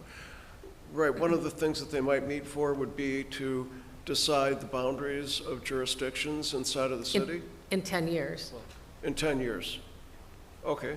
What, go, of the district, I that's could in just 10 add, years. the way the charter is currently written on the redistricting commission that the city has is that the city election commission members are members of the redistricting commission. So this individual would be involved in redistricting. I know we mentioned redistricting commission is something to maybe look at, but also on the election commission, the duties are in the charter. They decide who's qualified for the city ballot. So it seems like, you know, there's this tradition every 4 years in Warren where there's a bunch of people getting thrown off the ballot and lawsuits, and really that if there's a good process in place that can be prevented by having an election commission, you know, work on, you know, getting this all vetted and done right to keep it out of the court system. They decide who's qualified for the ballot. And so frequently you see these election lawsuits, the election commission's a defendant in those lawsuits. So maybe this individual can help put a plan in place to prevent all that chaos from happening in the future. Whenever the election commission meets, they would meet and be part of that. So it's, again, we talked about this earlier this year, it's consistent with a lot of other cities do where their council appoints at least one member of the commission. We don't do, the council does redistricting, not the election commission. Right, under the way the Yeah. charter is written, yes. Yeah, city council. What was that? The election commission does not act as the redistricting commission. That was Okay. wrong that they did. We Well, had two it's things in the- going on at It's the in same the time. charter, the charter was written with the redistricting commission having the election commission be part of that. The state attorney general has ruled that that's superseded by state law, which says that the council is ultimately responsible for redistricting. This is something maybe we can address in the next set of charter amendments to try to just bring everything together in a proper way. Okay, so if I may, then such a person on the Warren Election Commission would not be looking forward to anything to do with redistricting. It wouldn't be for 10 years anyway, right? It wouldn't be until the next census happens. They might then? If there's a dispute over whether this redistricting commission really has the power to redistrict. We litigated that during the last term of office.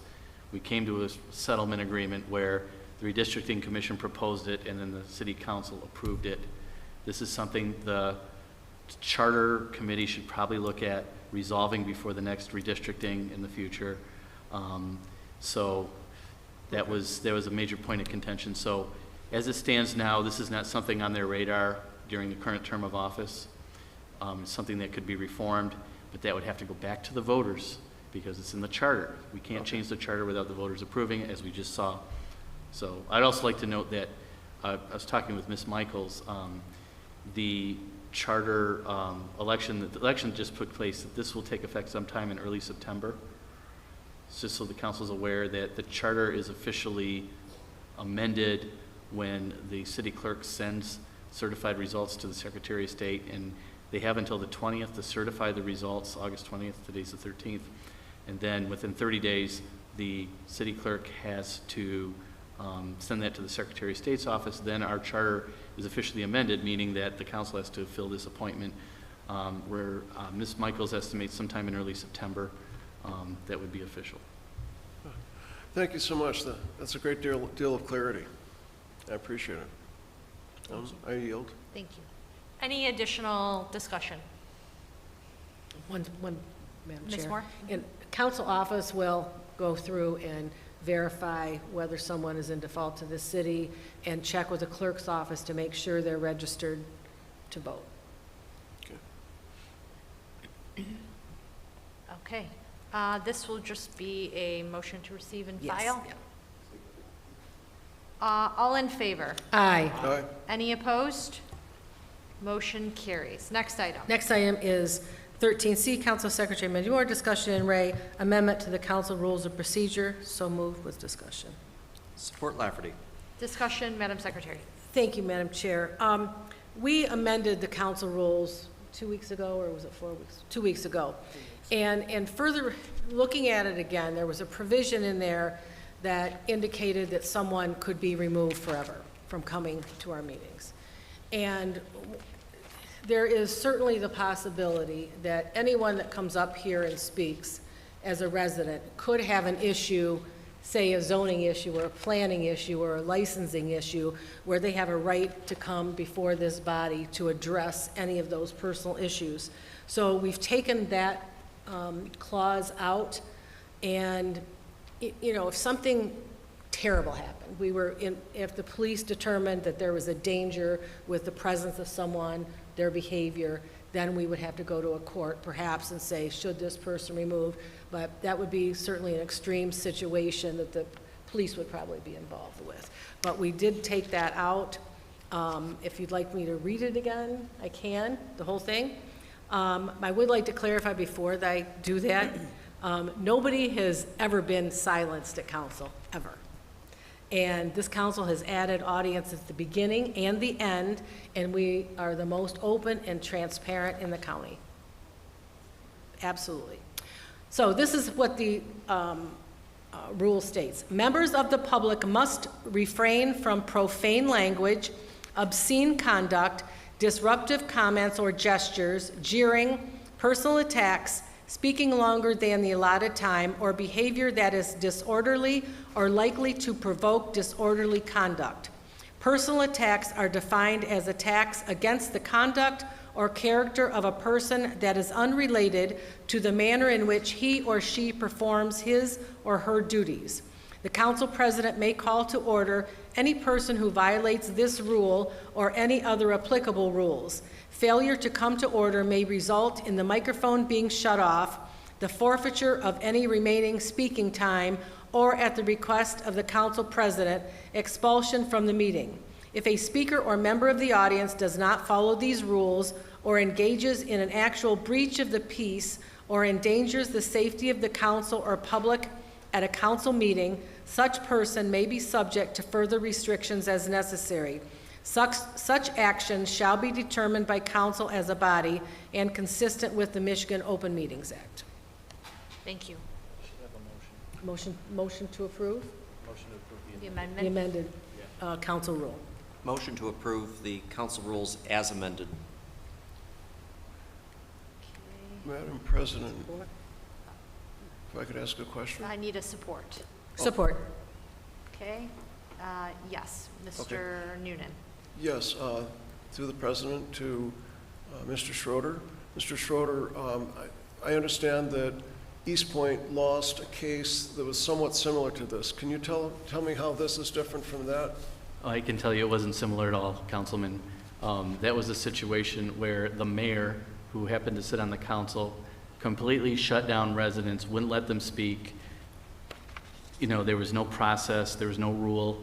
She was being criticized and she wouldn't let them speak at all, period. And it was in a fit of anger by the mayor there, and that's completely different than anything I've ever seen here in 23 years of attending these meetings as an employee, now as a attorney for the council. Never once ever saw that in Warren. You can't do that. We know we can't do that. Anyone who's saying that this is similar to that is doing something we call, what's that called? Exaggeration and misleading. People like to do that to make their point, but we need to be clear that that's not going. It's never happened here, and I wouldn't recommend that. And this is obviously you heard the rule that was just read. We had a First Amendment expert with 30 years of experience in the federal courts review this, and it's totally proper and appropriate. This is a business meeting. You can't be disruptive. You can't. No one's going to be stopped from saying anything. If you say something disorderly or you're engaging in a personal attack, making fun of someone's weight, which I've heard before, totally inappropriate. Okay, but you get gavelled and you're told to be brought to order. You already said it, okay? But you're being asked to come to order, and then you come to order. The words are already, you can't undo the words that were already said, so we're not stopping anybody from saying anything.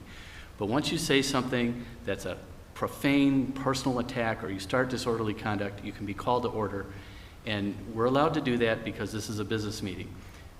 The same rules apply to the council. Thankfully we don't have the issue now, but in the past there have been council members who stood up and yelled and insulted each other, and the chairperson had to call to order. One time we had to take a recess because someone was yelling. That same individual went out on 13 Mile in Van Dyke and was yelling into a megaphone at the traffic, which you can do. You can go on 13 in Van Dyke anywhere. You can yell anything at the traffic at any time and no one can stop you, okay? But this is a business meeting, and the course has said that we can place restrictions on these types of disorderly, disruptive behaviors to keep things in order. We're not stopping anybody from saying anything. Totally legal and proper what we're doing. Thank you, Ms. Moore, for that amendment. We probably shouldn't be limiting people to attend future meetings. That shouldn't have been in there. Other communities do it. We're not going to do that. So this passes First Amendment muster. Thank you so much for that clarification, and also getting the word out to the community that we want to have orderly meetings where people can speak and where they will not be chilled from speaking. And just to Ms. Moore's point, Councilwoman Moore, this is one of the few councils in the whole state where you get 3 minutes at the beginning of the meeting, and then you get an additional 3 minutes at the end of the meeting. In the past, it was either 3 at the beginning or 3 at the end. So someone conceivably has 6 minutes of time to address the city council, both before and after the meeting. This way, council knows what they're, you can get input before you vote on items, and that has never been done before. So if anyone says that somehow their free speech is being infringed here, it's just simply not true. Thank you. Excellent. Ms. McGee. Could you tell us how does this relate to when you're not speaking, but signage that may have some inappropriate language? Well, with respect to the question about signage, this does not necessarily apply to signage.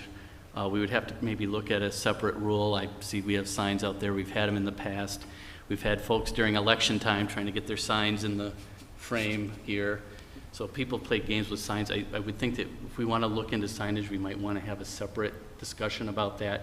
Again, there's a free speech element. I know one of the prior city attorneys came in and said no signs, and kicked someone out with a sign, and we're not going to do that, but we can have reasonable restrictions because a sign could actually block somebody's view, and if people are using it to strategically get into the screenshot, we may want to consider maybe just in the back rows to have signs, but again, I don't want to get into a deeper discussion on that, but if you're concerned about signage, we should probably take a look at that, and we want to be cognizant of the fact that whatever rule we have applies equally to everybody, and we can't, say your sign is okay, but yours isn't. We cannot be in a position where we're picking and choosing whose sign gets to be displayed. Yeah, I was only talking about those signage that had profanity.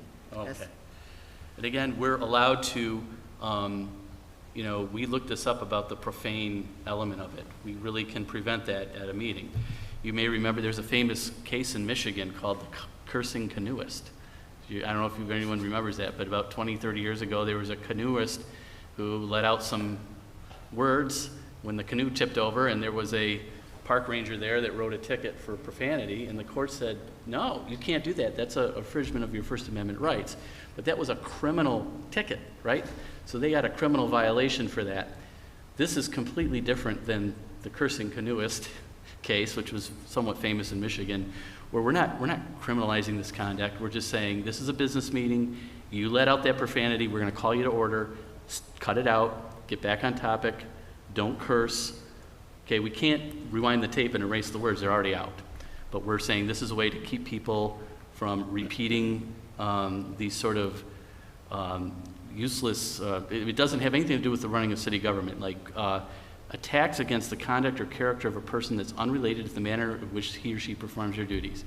If you're making fun of someone's weight, their gender, their ethnicity, the way they look, or who they're related to, any of those types of things are totally inappropriate at a business meeting like this, and you can be called to order for that. So if you want to go out on the 13 and Van Dyke and yell your head off about any topic in the world and make fun of people, go ahead and do it. You're not going to do it here. Anything further? Madam Chair? Ms. Moore. So one of the things, and we talked about this, 20 years ago, that our meetings are broadcast and they're rebroadcast. And sometimes I worry about certain language, offensive language, that I don't know what the FCC rules are. If somebody says something that's inappropriate, we certainly can't edit what someone says. I mean, we may get into, if that happened, I mean, we really haven't had that.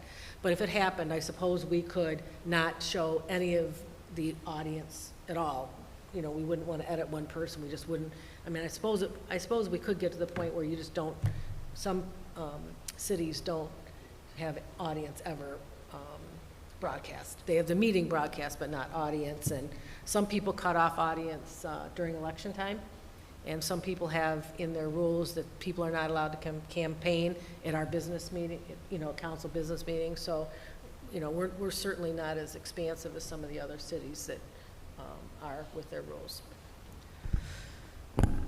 Cross that bridge when we come to it, right? I will call the question as it relates to the amendment for council rules and procedures. So I have, let's see, Mr. Lafferty, you made the motion, I believe? Yes. Mr. Lafferty? Yes as amended. Ms. Moore? Yes. Mr. Dwyer? Yes. Mr. Boyke? Yes, as amended. Mr. Noonan? Yes. Ms. McGee? Yes. Rogan C is a yes. Motion carries. Next item. Next item is 13D, consideration of the appointment of Bill Cliff to the Zoning Board of Appeals for a term of office to expire September 2026. So moved. Support Lafferty. Discussion, anyone? Madam Chair? Ms. Moore? I think certainly Mr. Cliff is certainly qualified, and I welcome him to rejoin the board. But I will mention that we are going to have a retirement, a resignation coming up in October. So if anybody's interested in serving on the Zoning Board of Appeals, please go online and put your application in or call council office and they will hook you up with the right form. Thank you. Any additional discussion? Madam Mr. President, Noonan? I'd like to say that I had a very nice discussion with Mr. Bill Clift, and I learned a lot about the zoning board months ago, and I believe I can well approve of his appointment to this. Thank you, Mr. Noonan. Any additional discussion? Hearing none, I will call the question. Ms. Moore? Yes? Mr. Lafferty? Yes. Mr. Dwyer? Yes. Mr. Boyke? Yes. Mr. Noonan? Yes. Ms. McGee? Yes. Rogan C is a yes. Motion carries. Congratulations, Mr. Cliff. Thank you.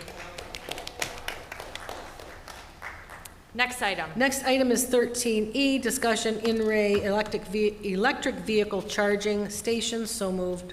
Support Lafferty. Madam Chair. Discussion, Ms. Moore. Thank you. I was informed by a colleague of mine that indicated that Ford Motor Company has announced that any Ford employee leasing a vehicle and then leases a supplemental vehicle, the supplemental vehicle must be an electric vehicle.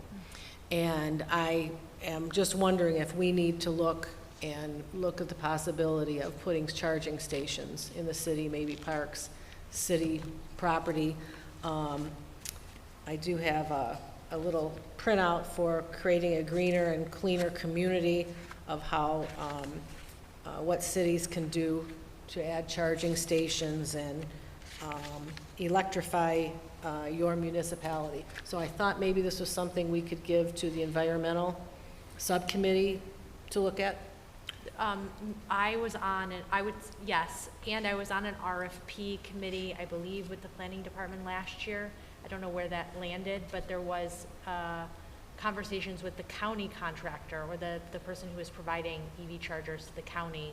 I was looking at ways to put in charging. I don't know where that is, so maybe ask for an update. Yep, and maybe that group, if we give it to the environmental committee, maybe they can follow up on where we're at, Mr. Noonan? Yes, please. Does that sound like something you can deal Awesome. with? Many people would be so happy. Check in with Mr. Worth. It was approximately maybe a year ago. And it was Ms. Gapshis and a number of other city departments were part of the meeting in the RFP committee. I don't know where it sits now. We'll plan on inviting them. Thank you. Oh, thank you so much. So the motion is to refer it to the Environmental Review Committee? Yes, subcommittee or, Ms. Camp, what's the correct name of the committee? What is it? Environmental Review Committee? Is that what it is? Okay. Environmental Review. Subcommittee, yeah. Yep. Environmental Review Committee. Makers of the motion, good with Yes. adjusting that? Mr. Lafferty? Yes. Thank you. I will call the question. Ms. Moore? Yes? Mr. Lafferty? Yes. Mr. Dwyer? Yes. Mr. Boyke? Yes. Mr. Noonan? Yes. Ms. McGee? Yes. Rogan C. is a yes. Motion carries. Next item. Next item is 14A, request of the legal department for a transfer of funds between line items in the amount of $6,000 to cover the increased cost to provide updates to both print and online research materials. Consideration and adoption of a resolution. 5 votes are needed. So moved. Support Lafferty. Discussion? Hearing none, I will call the question. Ms. Moore? Yes. Mr. Lafferty? Yes. Mr. Dwyer? Yes. Mr. Boyke? Yes. Mr. Noonan? Yes. Ms. McGee? Yes. Rogan C. is a yes. Motion carries. Next item. Next item is 14B, request to approve the request for proposals for outside legal counsel and to appoint a member of the city council to serve on this RFP. Motion to approve, our President Rogan-C. I would actually like to serve on that committee. So I'm making a motion to appoint Mindy Moore. Yourself? Okay. Support. Madam Chair, Yes, Mr. Lafferty. I was going to make that motion, but since it's already been made, I support it. Okay. Motion by Moore and 2 supports from Mr. Dwyer and Mr. Lafferty. Anyone else? Okay, all in favor? Aye. Any opposed? Okay, motion carries. Congratulations, Ms. Moore. Thank you. 14C, request to approve the notice of intent to issue capital improvement bond series 2024 and to approve a bond resolution capital improvement bond series 2024 in the amount of $34,060,000. Consideration and adoption of a resolution. So moved. Support Lafferty with discussion. Discussion, Mr. Lafferty. Thank you. Through the chair to Mr. Axe.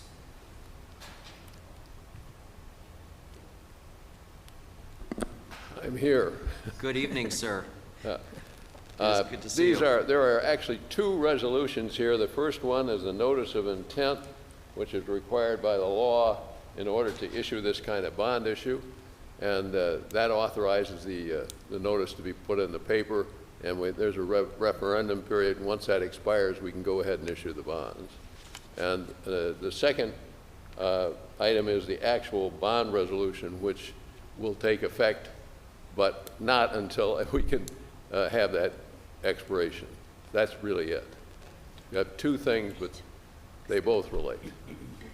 Thank you. And quickly, a point of order, Madam Chair. Yes. To Secretary Moore. Do we need 2 votes? Are we going to separate this? Yes, or- you do have Yes. to have 2 votes. Okay. All right, so my questions are pertinent to the second resolution. And so what I'd like to, going over the debt service, this looks to be a 20-year retirement on the debt service? Mr. Lafferty, that's correct. And this one's a little bit unique because there are several pieces of capital equipment that are included as a part of this. Each one of those has a slightly different life, from as few as 3 years to as many as 20. And so we've structured it so that the repayment schedule matches the life of the asset. So if the asset only has a 3-year life, we're only going to borrow for 3 years, so that when it's time to replace that asset, the city's no longer making payments towards that. So you've annualized it in sections, essentially. Yeah, exactly. So there's 4 buckets. There's a 3-year, an 8-year, a 10-year, and a 20-year. And so that's why the amortization schedule looks a little different than it normally would, where we would have level debt service. In this case, we have debt service that matches the average life of those assets. Very good. And the interest rate for each of them, is it consistent, or do you have, based on the annualization, or the amortization rather, a variable or a fixed rate based on the amount of capital for each one? Sure. So anytime the city issues bonds, we're going to issue a 20-year bond, we're actually issuing 20 separate maturities, 20 separate bonds to go along with that. So across the yield curve, we have 20 different interest rates that match that. Now, those may be the same based on the shape of the yield curve, but there's actually 20 different rates that a bidder will bid when they bid the city's bonds. And so, yeah, each one of those will have a different rate. but then that averages out. Current rates, if we sold these today for the entire issue, would be somewhere between 3.5% and 4%. That's terrific. Yeah, I was looking at the rate service. It looked pretty darn good. 3.5, 3.7 net interest costs. Yeah, and we've seen rates come down, especially in the last couple of weeks, and a long time between now and October 10th when we're expecting to sell these bonds. But again, if we sold them today, 3.5% to 4% would be our expectation. And anytime we write a scale to be included for City Council, we're definitely conservative. So, I think we would beat those rates today, but like I said, a long time until October 10th. Okay. And could you state your name for the record, please? Sure. Stephen Burke, and we're the city's financial advisor with MFCI. Thank you. One last question for you, and then I have a question for Mr. Knapp. The opportunity to renegotiate bonds, market improves. I know right now we're in the federal election cycle, and we typically see a shift in the markets. And so if we have the opportunity to renegotiate, that does present an opportunity for us. So market convention is a 10-year call. So we're now looking at bonds that were issued by the city approximately 7 to 10 years ago, depending on what the call was at the time. And so the city does have outstanding debt that's callable, but because of the current market rates being higher than they have been in past years, we haven't been able to refinance any of those, renegotiate those deals. But so what we do as the city's financial advisor is always look out for those opportunities and then bring you those. I know that as we've discussed several times in front of you, we've saved the city millions and millions of dollars by refinancing debt. And I mean the collective we as the financing team. And City Council and Mr. Knapp and Mr. Fox working through these and being aggressive to go out and refinance those to save money when those opportunities present themselves. Mr. Burke, that's probably the most important answer of the evening. Thank you. Thank you. Thank you for your expertise, both of you. Thank you, Mr. X.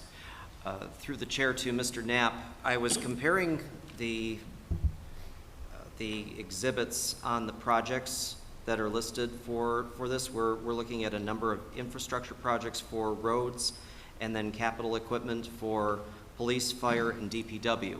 Correct. And I was comparing the police, fire, and DPW matches dollar for dollar, but I did notice it, and it's probably just the way it's structured in the budget, pages 266 and 267. I notice you don't have your budget with you, so I'm not going to hold you to an answer There is a tonight. $510,000 difference between the two. Okay. And that difference is because the $510,000 project is already done. So we didn't include it in the bond issue. What more could I ask? Thank you, sir. All right, that makes all the difference. With that, I have no other questions. Madam Chair, could I make a point of order, sort of? Sure. Let's separate these as 14C1, which will be the intent, and 14C2, which will be the actual approval of the bond resolution. Will that work, Ms. Camp? Okay. So let's separate these out. 14C1, I currently have a motion by you, Ms. Moore, and a second by Lafferty, which Yes. is the correct item that matches the Yep. agenda. So I'll call the question on that. Ms. Moore, Does anybody else have questions? any other discussion? Yes.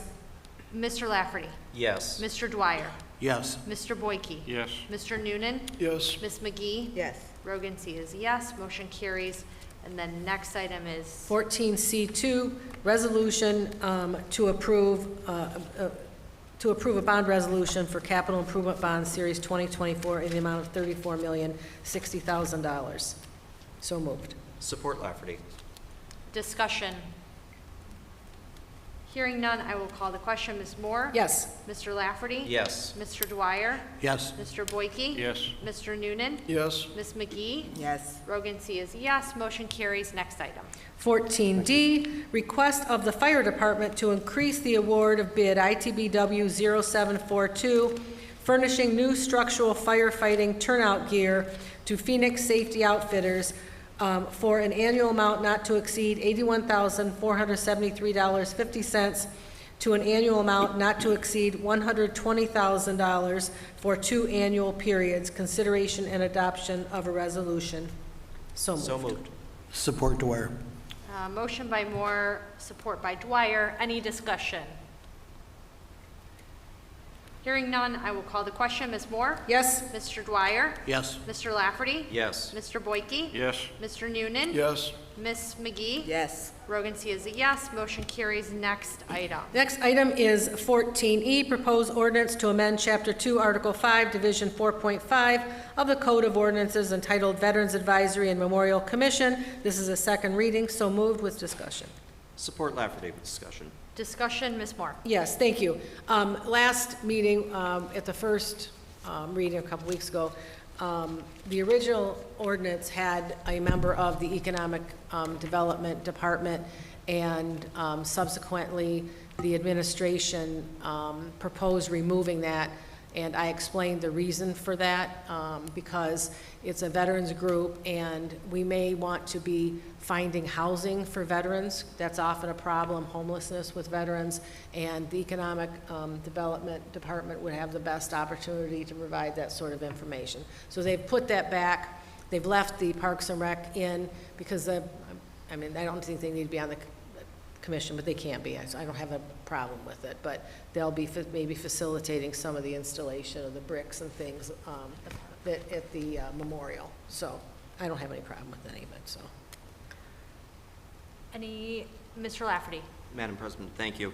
Through the chair to Mr. Schroeder, on section 2-155, section 1, the notices of appointment shall be sent to City Council pursuant to Charter 7.6 and confirmed by council. And confirmed by council has been struck. Are we reconciling that the ordinance already subscribes to council approval? This is stating that the mayor shall make an appointment pursuant to section 7.6A of the charter, and that the council would have 2 meetings to reject that appointment with a reason. Okay, so it's following the standard procedure. Right. We're taking it out as the additional step to confirm, but like we would for planning, for ZBA, and we're treating it like all other boards and commissions. This would not be like planning. This would not be like DDA. This would be like other boards and commissions where the mayor appoints, and then the council could either receive and file the appointment or reject it with a reason. Yes. Thank you. Madam Chair? Ms. Moore? One of the reasons that we put in every ordinance we wrote for council confirmation is because of some of the stuff that's happened, and we've seen it happen, since we came in here in November, that appointments are made without following the procedure, council not being notified. We have people sitting on commissions right now that were either denied by council or council was never notified. And I'm concerned about that, and the way around that is to make sure there's council confirmation for everything.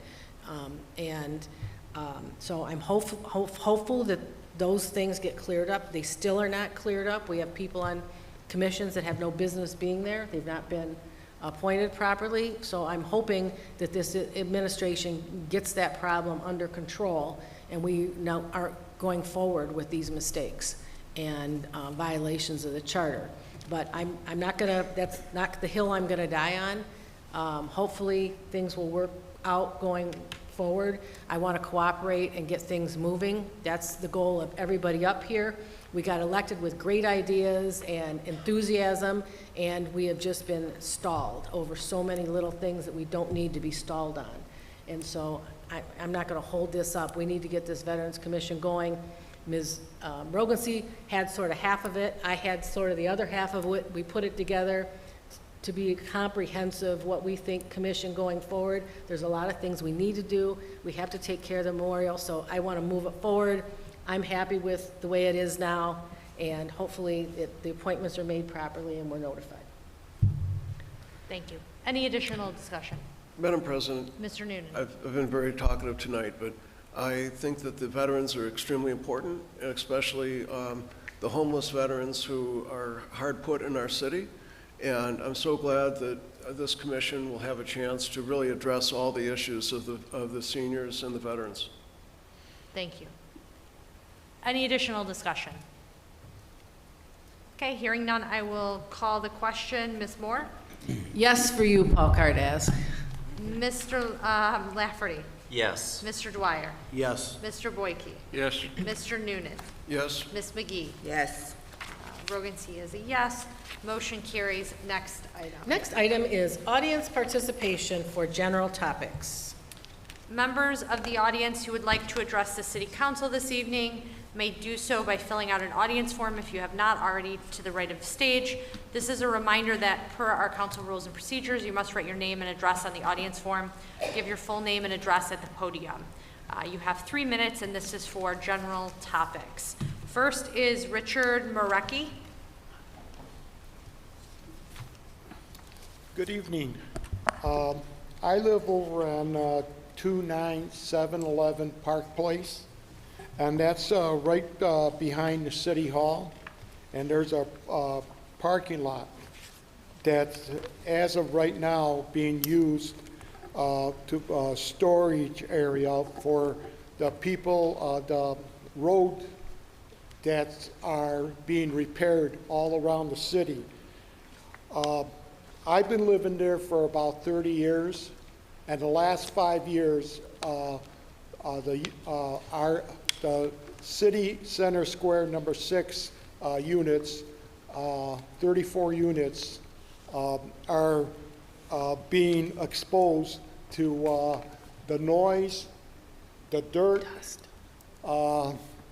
They got hills of many, they dump dirt for the roads and that.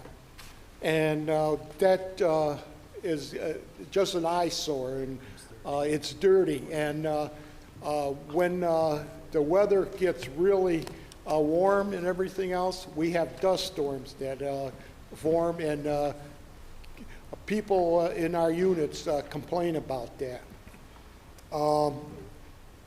The next thing is the sidewalks of the city of, when are they going to be repaired?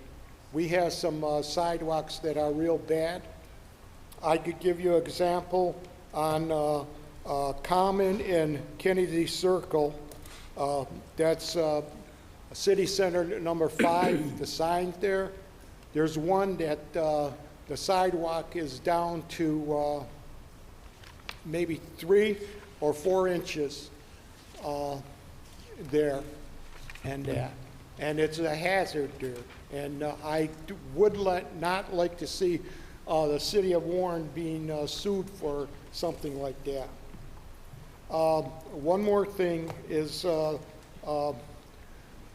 when the town center apartments were being built, they had a park there that was located on Town Center Drive and South Kennedy Circle, and there's a flagpole there. They, the first 2 years when they, after they got built, they were taking care of that park. It's just a small park.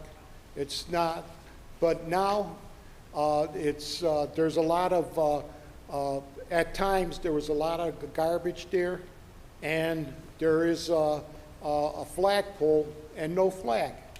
They were supposed to take care of it and everything, and what is it? It's nothing there. I mean, it's just plain. And the bushes and everything else there are dying, or there's a what is it? A sidewalk, and the trees that are there, the evergreens, they're going into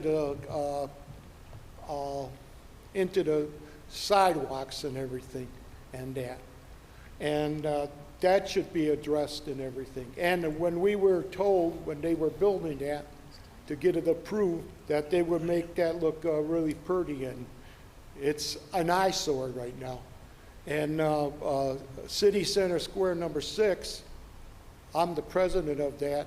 I get a lot of complaints from my people at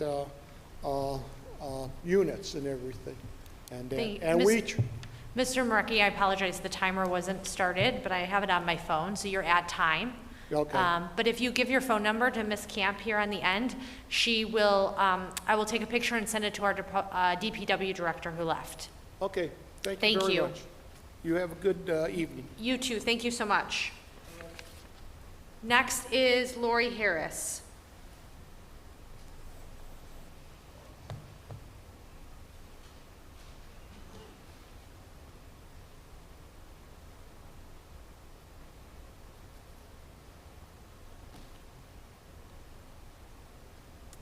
Hi to Tony and Dorothy Baker. Sorry that you can't be here or participate in any way. We need an ADA method, a way of having people being able to join these meetings who can't physically be here. If anyone's interested, they can look at the City of Warren political page for an update from Tony Baker on issues regarding ADA compliance and needs in the city.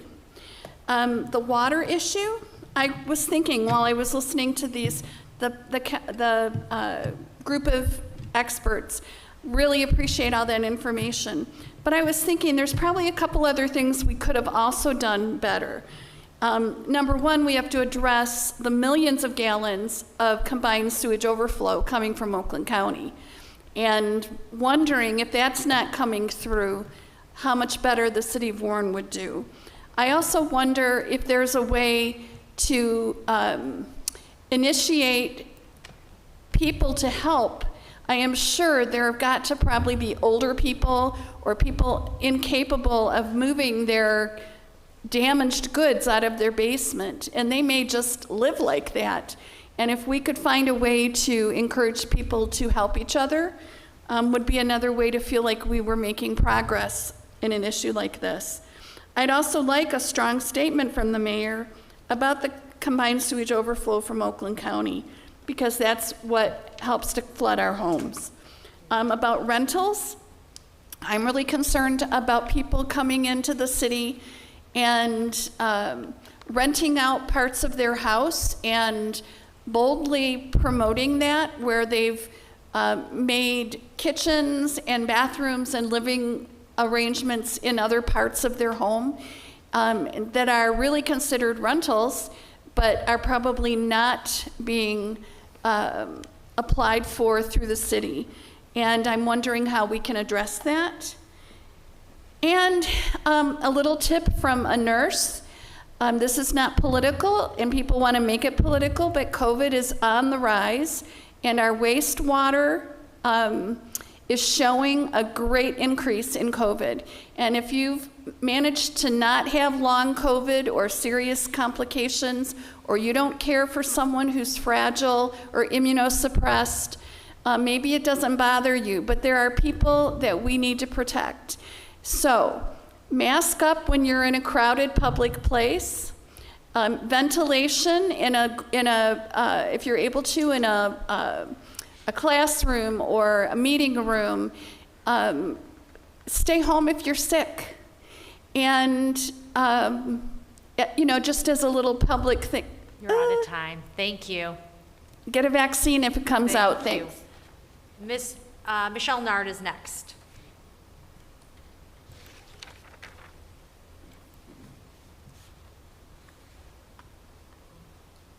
Hello again. I'm Michelle Nard. I'm still the Macomb County Commissioner until December. And I really appreciate Ms. Harris bringing up about the COVID is being rampant, because I just had a few family members that came up with that, and I was very surprised that it was as bad as it was until we took them to the hospital and saw a lot of people there that was, ill with COVID. No matter how you slice something up or you bring something up and try to make it look all fuzzy and cute, it's still the same thing. People are still being silenced, because who's determining what language is bad or good if someone is speaking about something that someone is doing or saying? So we can kind of say it all fuzzy and nice as we want to, but the residents or the person that's listening to that, how are they feeling? Because a lot of the people that are here have voted you in, and if they don't like something that you're doing, they have a right to stand before this podium and say, that they don't like it, and to express it as long as they're not inciting a riot. So I just want you to be cautious of that, you know, and because I've checked on that too. And so we just need to be careful when we're silencing people that we ask for their vote. And then I wish that we would start governing in a bipartisan way. And I know people will say, well, it doesn't matter, but it shows that it mattered, because when this race was being ran, this race when you guys got up here, it was very partisan, very partisan. And I thought that that was very unfair to the people, because so if you're just all Democrat, which I'm one, what are you going to do with the Republican people that need help? Are you going to, you know, not work on them? Are you not going to listen to their voice? Are you going to be upset when they come up and complain about something? It's no different than if someone is black and they come up and say something. When we start putting partisan in the way of something that's nonpartisan, it causes a problem. And so I just want us to be more conscious of that, because our children are watching. And I was really excited to see, I seen probably a total of about 75 18-year-olds vote for the first time on August the 6th, and they were very proud to do so. But as they were going up to vote, people were saying nasty things about some of their opponents, and it was causing a problem. And I'm glad that I was around and at a phone's length to let them know not to just stand down and not to do that. So I think that we as adults need to learn that it doesn't matter what party we're from, what color we're from, what country we're from. The thing that we have in common, we're all human beings and we're all Americans. Let's remember that. Have a good night. Thank you. Next is Christina Dedvukai.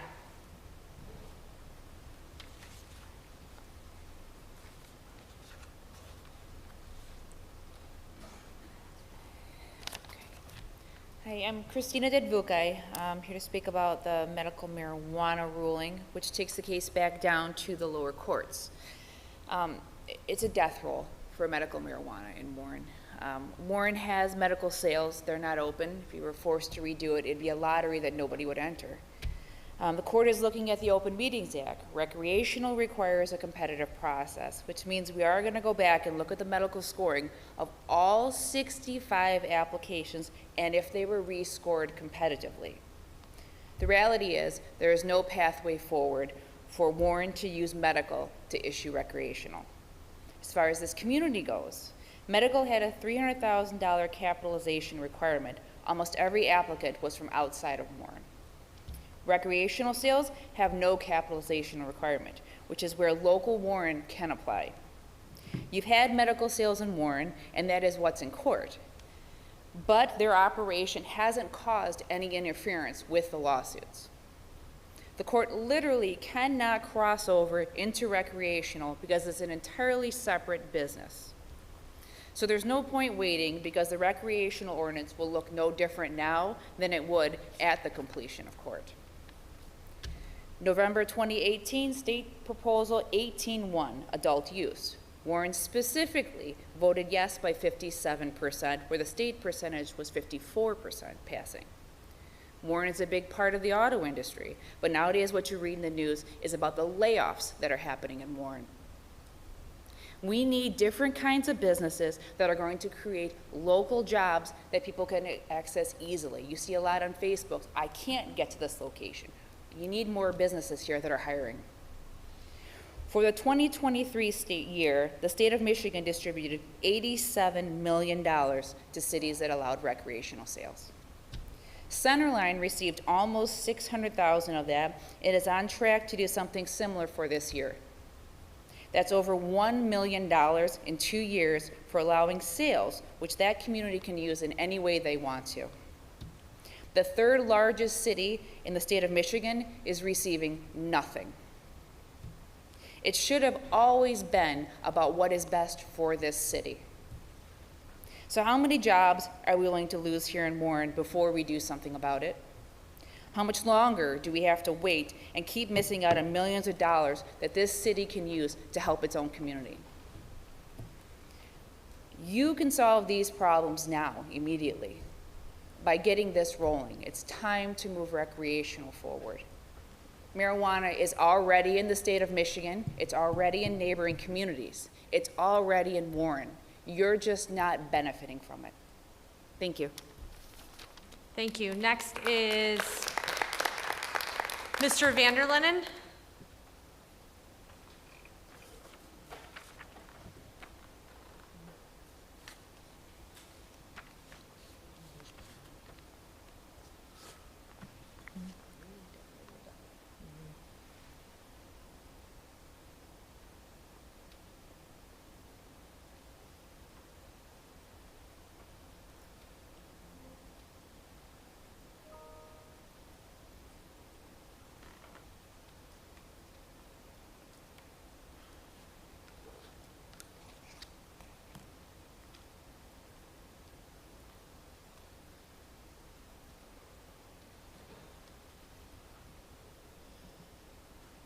Joel Allen, longtime Warren resident. I come about the past election. How many council members got a phone call from Sonia Buffa telling you that all these different locations were canceled or closed or no electricity? Nobody got one? I know that's a lie. Stand up, raise your hand. Ms. McGee, did you get a phone call? Yes, you got a phone call. You called Mikey Howard up. Did you call any other candidate up? No, you didn't. No, you were going with your platform and your person, and that was it. You didn't tell the citizens. You didn't tell nobody nothing. It's a shame that this Soviet council is allowing the mayor to run her game and keep the citizens misinformed. Now, how many people saw something on the Warren TV channel about all the closings, all the different locations for voting? Nobody. We own a TV channel for emergency updates and everything else, and there was nothing on the TV saying these schools are flooded, closed, lack of electricity, nothing. Why is that? We have this communication thing and we're not using it. If some of these places were predetermined and other people knew about it, why didn't we send out a postcard saying, by the way, your voter location for this election is at this location here. It's been moved. Do we not care about all those people trying to vote through their American right to vote, to practice the honor passed on by the people of the military who fought and died for that honor? That doesn't matter to you? Oh no, you're all socialist. You just want to control everybody and don't give a damn what they say or how they feel. It's chilling that this council doesn't answer or doesn't try to answer to the people that elected you. You just want to keep on with your little Soviet little get-together. I once again You're out call of time, for... Mr. Vanderlinden. Have a good evening. I'll complete my last statement. You're out of You time, did that Mr. already. You're out of time, Mr. Vanderlinden. I'm not out of time. You're out of time. I can't read the You're- clock. Can't see it. I'm advising you, you are out of time. It is a zero. You have used your 3 minutes, so please have a seat. Are you going to call the police to arrest me? Please have a seat, Mr. Like you had them Vanderlinden. earlier? Please have a seat, I call for the Mr. recall and Vanderlinden. removal of Mr. Angela Vanderlinden, Roggency please have a as seat. president of the council. Are you really going to arrest me? No. Next is Nazanin Akhtar.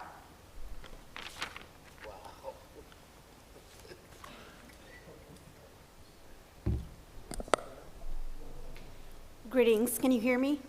Okay. My name is Nazin Akhtar, Warren resident. I'd like to represent myself on behalf of those who are oppressed and killed in the genocides.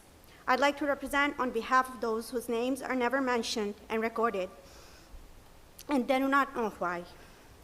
I'd like to represent those innocent people who are born in poverty and don't know if they'll make it the next day. I'm the voice for them and a messenger to corrupt lobbyists and politicians. We bleed the same blood. We have same hopes and dreams to be free and to live in a free land. I'm tired of seeing innocent people and children getting killed. They haunt me in my dreams, but for the past few days, I can't even sleep because my native land is targeted, where I spent my most of early adolescence. Enough is enough. I want this world to heal. I repeat, I want this world to heal. There's way too much going on. There's way too much bleeding happening. I fear that if we do not stop these genocides planned by these evil, corrupted leaders, our nation will start bleeding too. And never say, oh no, we're the first world country, we'll never bleed. Trust me, this naive behavior has cost us lose our loved ones during COVID-19.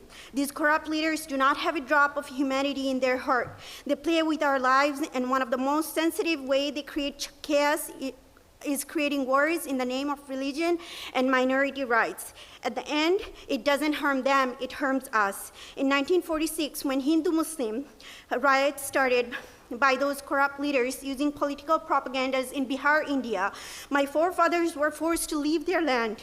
Their fear-mongering techniques have done a very good job for past few decades, but this game must end. My grandfather, who lost everything and was forced to move back to Bangladesh for the safety of his family, never went back to Bihar, India, because he lost everything.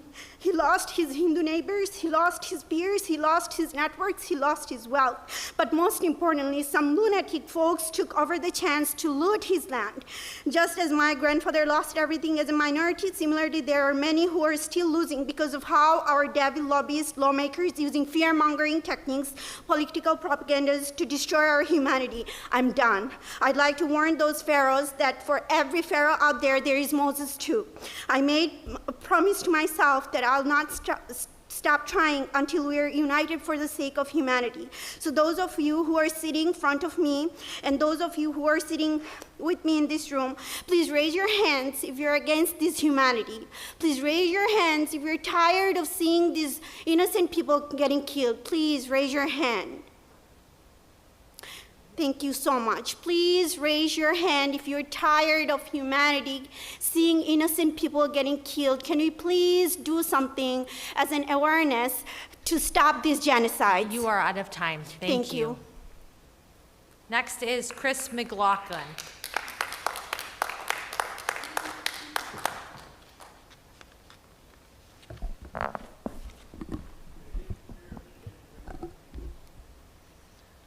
So, thank you, Madam President, City Council, City Attorney. My name is Chris McLaughlin. I've been here before.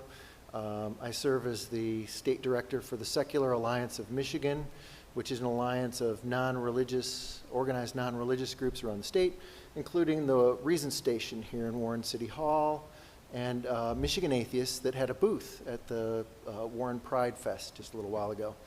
And it came to my attention that very many religious extremists were here in this very spot speaking to the council last council meeting and complaining about the Pride Fest. And I wanted to talk about that. And I'm going to try to keep a good humor about it, but it kind of makes me a little angry because I think that these religious extremists are trying to play all of us.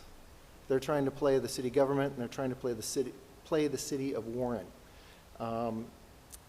Most religious believers are good people, good, honest people, who would never try to use government to enforce their moral religious codes. But these religious extremists, one after one, came up here and talked about how they wanted the city to do something to enforce their religious moral code. They apparently don't have the ability to put themselves in other people's shoes and have empathy. LGBT is a sexual identity. That's what it is. Pride Fest is about sexuality. That is what it is.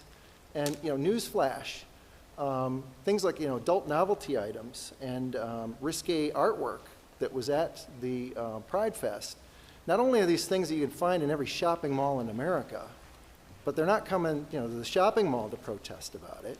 They're coming here because they don't like the fact that LGBT people are getting representation and that they're seen, right? And again, newsflash, the L in LGBT is lesbian. How do these people think they have sex? They use sex toys. That is a part of who they are. That is as much a part of their culture as a cross is to a Christian. So, again, nobody was harmed by any of this. There are, for example, Christians who are gay, who see no problem with this. There are gay parents who have children who have no problem with their parents' sexuality. It's just absurd, the entire idea that this is somehow offensive. And so what I ask is that the city council actually get these people to show harm and the extent of that harm before you spend a penny of taxpayer dollars investigating this. We're Thank out you. of time. Thank you. Thank you. Next is Jim Kleiner.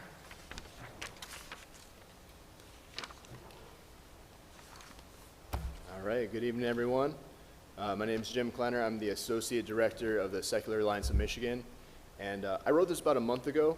We're here to support you and Noonan's comment from about a month ago on social media that stirred up some controversy, beware Christian nationalists. We are also afraid of Christian nationalism, not Christians. There is a difference. He never said beware of Christians. Anyone can come up here all pissed off and upset over things that they don't understand and get people riled up. I mean, it's a real easy thing to do. To the people in the audience, please don't come up here and insult these people and call them names. They are doing a hell of a job. So some people need to have some respect and talk with some civility and try to understand one another. There is a difference between Christians and Christian nationalists. Christian nationalists don't want to allow religious freedom. They think everyone should be Christian and the government should promote it. They hide behind true Christians and push their political agendas. I want to be clear, we're not talking about Christians, we're talking about Christian nationalists. And there is a difference, and there's a reason that people are afraid of them. I mean, look up Project 2025, for example. I mean, I have plenty of Christian friends, but zero, Christian nationalist friends, and for good reason. If you get offended by the words Christian nationalist, then you need to do your research, take a look in the mirror, and figure some things out. Some Christians came to speak a few weeks ago and said, everyone who said that they are Christian or not Christian, that's number one. And they're absolutely right in that statement. And my response is, then you might want to try to clear your name, because these people are making you guys look like terrorists. I mean, if atheists were going around doing terrible things and giving other atheists a bad name, then it's my duty as someone who identifies as an atheist to clear our name and try to set things straight. That's actually why I'm up here, is because people have the wrong idea about atheists because they don't know enough about us. And, if you don't want people talking bad about Christians, which isn't even what Noonan said, then you need to eliminate that cancer that's growing inside the religion and making everyone else looking down on it. One of the Christians said, "I'm a patriot." Well, guess what? I'm a patriot too. I keep a copy of the Constitution with me. And this country was created as a secular nation. It wasn't a Christian nation. I want to have people do their homework, know their history, and stop echoing lies. Many different groups of people like Puritans, Separatists, Pilgrims, Quakers, Deists, Secularists, and others came here from Europe to escape religion. And our government was founded on religious freedom, not one religion over another, but equality. We were here for Juneteenth and Pride. We want to thank you as the city for hosting those events. We want to thank Michael Taylor for putting all the work, effort, and organization for Juneteenth.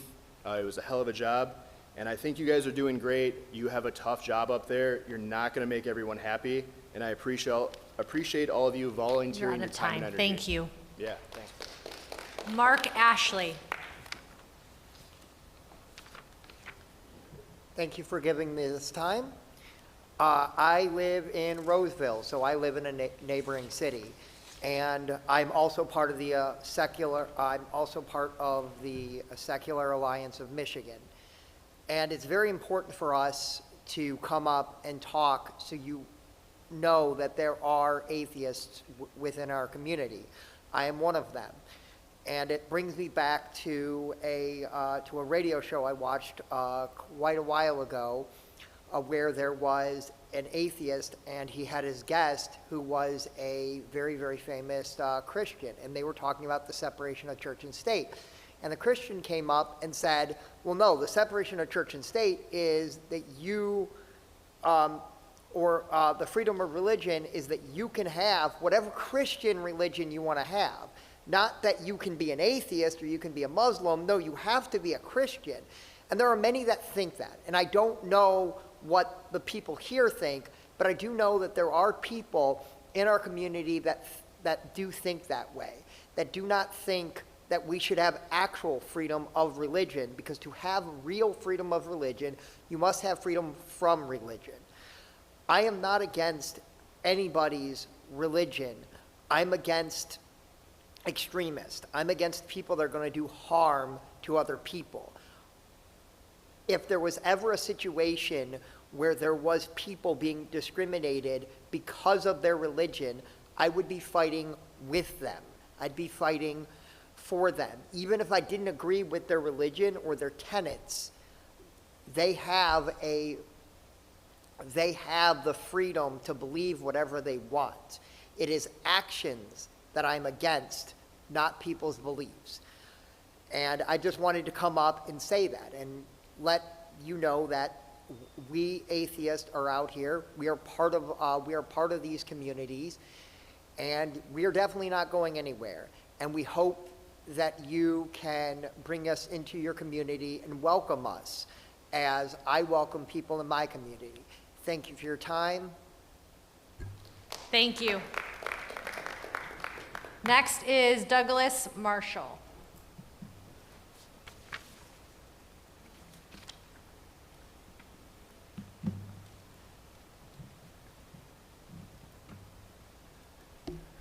Good evening. I'm Douglas Marshall, a 38-year resident of the City of Warren and director of the Reason Station in the Warren City Hall. I've come tonight to talk about Christian nationalism, and the speakers before me have taken most of my points, but I'm here to say Christian nationalists are the most dangerous people and greatest threat to our democracy. Tonight I've brought with me a document created by the Joint Baptist Committee for Religious Liberty, and they document how Christian nationalists supplied the manpower for the January 6th insurrection. Their object is to destroy our Constitution and take away the rights that Constitution gives me. Now, if any of the council people would like to borrow this hard copy edition, it'll be available to take after the meeting. It can also be found online, and I would also recommend the book, The Founding Myth by Andrew Seidel, who documents how Christian nationalism is un-American. Thank you. Thank you. Next is Jerry Bell.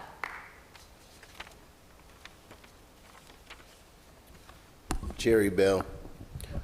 Well, first I want to,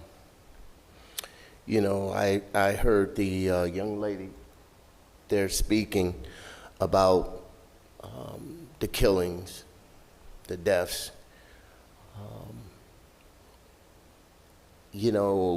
When I turn on the TV and I watch what's going on around the world, I say to myself, I've never seen anything like this before. I'm 50 years old, never seen anything like it before.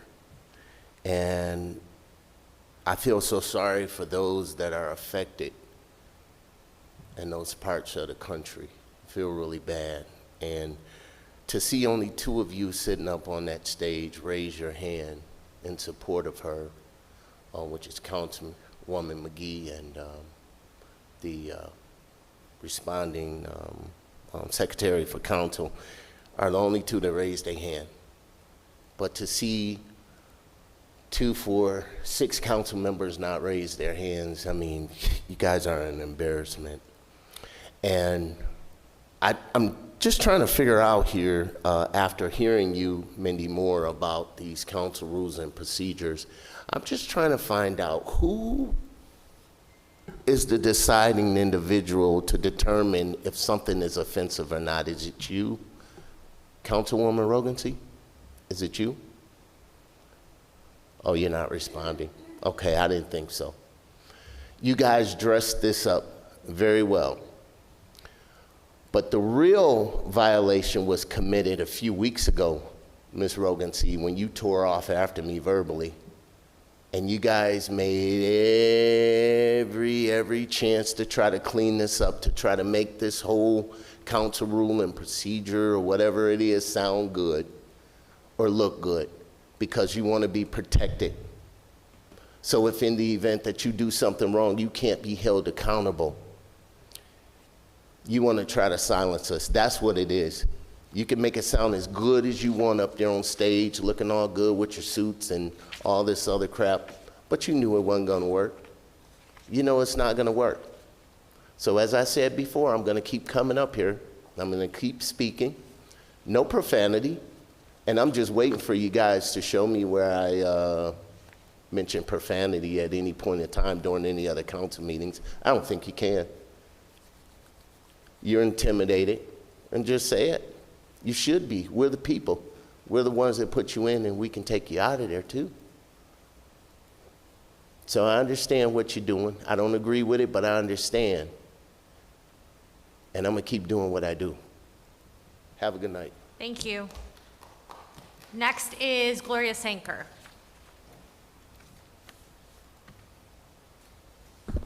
Good evening, City Council. When you choose a doctor, you want to know how good he is and not how nice he is. The same when choosing candidates for office. You want to know what he believes and what party he embraces. Is he Democrat or Republican? That will tell you what his values are. That's how you know who to vote for, not how great his smile, but what are the political views of his party. Those who say, I personally don't believe in abortion all through 9 months, but are members of a party that do believe in radical abortion even to the 9th month, shouldn't belong to that party. Those who say open borders are a threat to our nation's security should not belong to that party that allows millions of unchecked, illegal people into our country. If you believe politicians should watch our money and not overspend, you should not belong to a party that has caused our nation $34 trillion of money in debt that will be passed on to our children. Those who believe that our children should go to a school to learn the fundamentals of education should not belong to a party that teaches transgender to young minds and indoctrinates them without their parents' consent. If you believe that parents have the right over their children and not the school board, who makes them domestic terrorists when they complain about improper study books and other objectionable materials, you should not belong to that party. This is not your grandma's political party. It is a radical, left-wing party that wants to control at all costs. Remember Buttigieg? He was just a mayor. Look at him now. Very powerful as a national figure. It does matter who you vote for. It does matter what party they run with. Each of these political parties have an agenda. Your vote in November will be a choice of what set of rules you leave your children, either the Democrat or Republican platform. There is a great difference between them, spiritually and morally. Know who you are voting for, because that's who you are going to be governed by, and not the smiles on the person's face to get your votes. Thank you. Thank you. That is the end of audience. Next item. Is council response, Madam Chair? Ms. Moore. I do want to address the first speaker tonight. I've forgotten his name. I apologize. I think he's left. But he spoke about the staging area of construction materials on City Hall. I've thought that's horrible for the whole time it's been there. I go by there, it's awful, it's a dirt pile. Why did they choose to put all that stuff on our property, the city property? I don't remember us approving it. Usually we have to approve staging areas. I know we have over like by UAW, yep. So I don't know how that gets approved or who let them do that, but you know, those neighbors shouldn't get the dust and debris that should be in an industrial area, not city. And of course, we know we've got a sidewalk problem. I don't know about the flagpole, but maybe somebody can take care of that. And I agree that, you know, that election day was with Butcher, and that mess was very concerning that happened. And I guess there's nothing you can do when you lose power, but people seem to be very confused.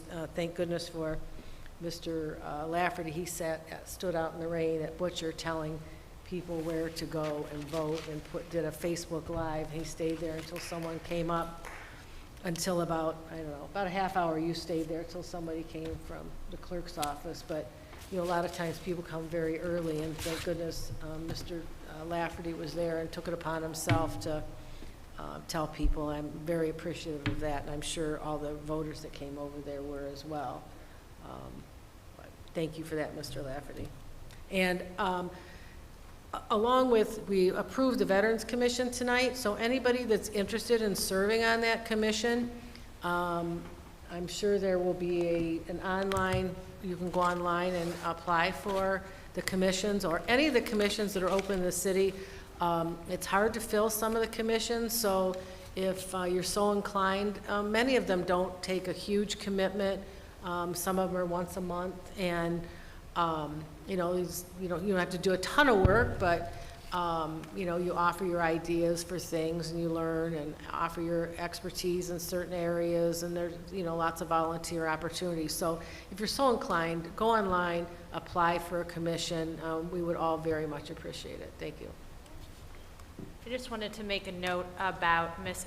Akhtar, which I think she's departed, but council is not supposed to react to the audience, so our actions or lack of action does not necessarily indicate our personal views, but we're not to respond. I'm the only person who's supposed to be responding to audience when it's happening. So just wanted to clarify that, since there was some accusations that we somehow were ignoring her concern. So, yes, Ms. McGee. I did react by error. So- And just it's wanted okay. to let everyone know, when I found out about the different location at Butcher, I did not communicate to just one candidate. I was at a location where someone came from the clerk's office, and we asked that he put a sign on the building at Butcher. He had stated that he would go over there and at least put a sign on the building to let everyone know. Thank you. Any additional responses? Madam President, Mr. Lafferty. regarding the Election Day mess, so to speak, it's not a surprise that there is construction at a school building during the summer. That is a routine operational task. And Ms. Morse sat on the school board. She knows better than any of us. Mr. Noonan as well knows this very well. That's the time that schools are being renovated. They're being cleaned. They're undergoing all sorts of transformation in preparation for the next school year. It would behoove the city clerk to plan ahead more diligently. This should not be something new, especially for somebody with the experience that our current clerk has. And quite honestly, it's not acceptable. Now, barring the power outage, that happened the day before, hours before the end of the business day. So, you know, that's not something you can plan for quickly or react to. But we do have a notification system. We have text messaging. that Warren residents have subscribed to, that's a push notification. And, you know, I was told, well, it was posted on the City of Warren website, it was posted on the Facebook page. Well, that's great. If I'm not busy at 6:30 in the morning, I don't know, getting ready for work and not drive over there and sure enough, there's no power. But in the case of the schools where, and I understand Beer and Searsma both were under construction, that was known, and postcards should have been mailed to those precincts indicating where they needed to vote temporarily for that particular day. I received a mailing, I think all of us did, from the clerk's office about early voting, and so there was a plan for that, but where was the notification for precinct relocation? That is her main responsibility, to ensure people have the ability to vote unobstructed. There's nothing more important about her office, and about that office, I should say. If it's a matter of funding or appropriations for postage, one call to Ms. Moore could have solved that. We could have made an emergency appropriation and gotten word out. I don't think anybody on this council would have said no to extra postcards and a few dollars to send out mailers. So very disappointed in the way that was handled. Could have been done much, much better, and hopefully a lesson learned in the clerk's office. Thank you. Any additional responses? Okay, next item. Motion to adjourn? Support. All in favor? Aye. Any opposed? Motion carries. We are adjourned.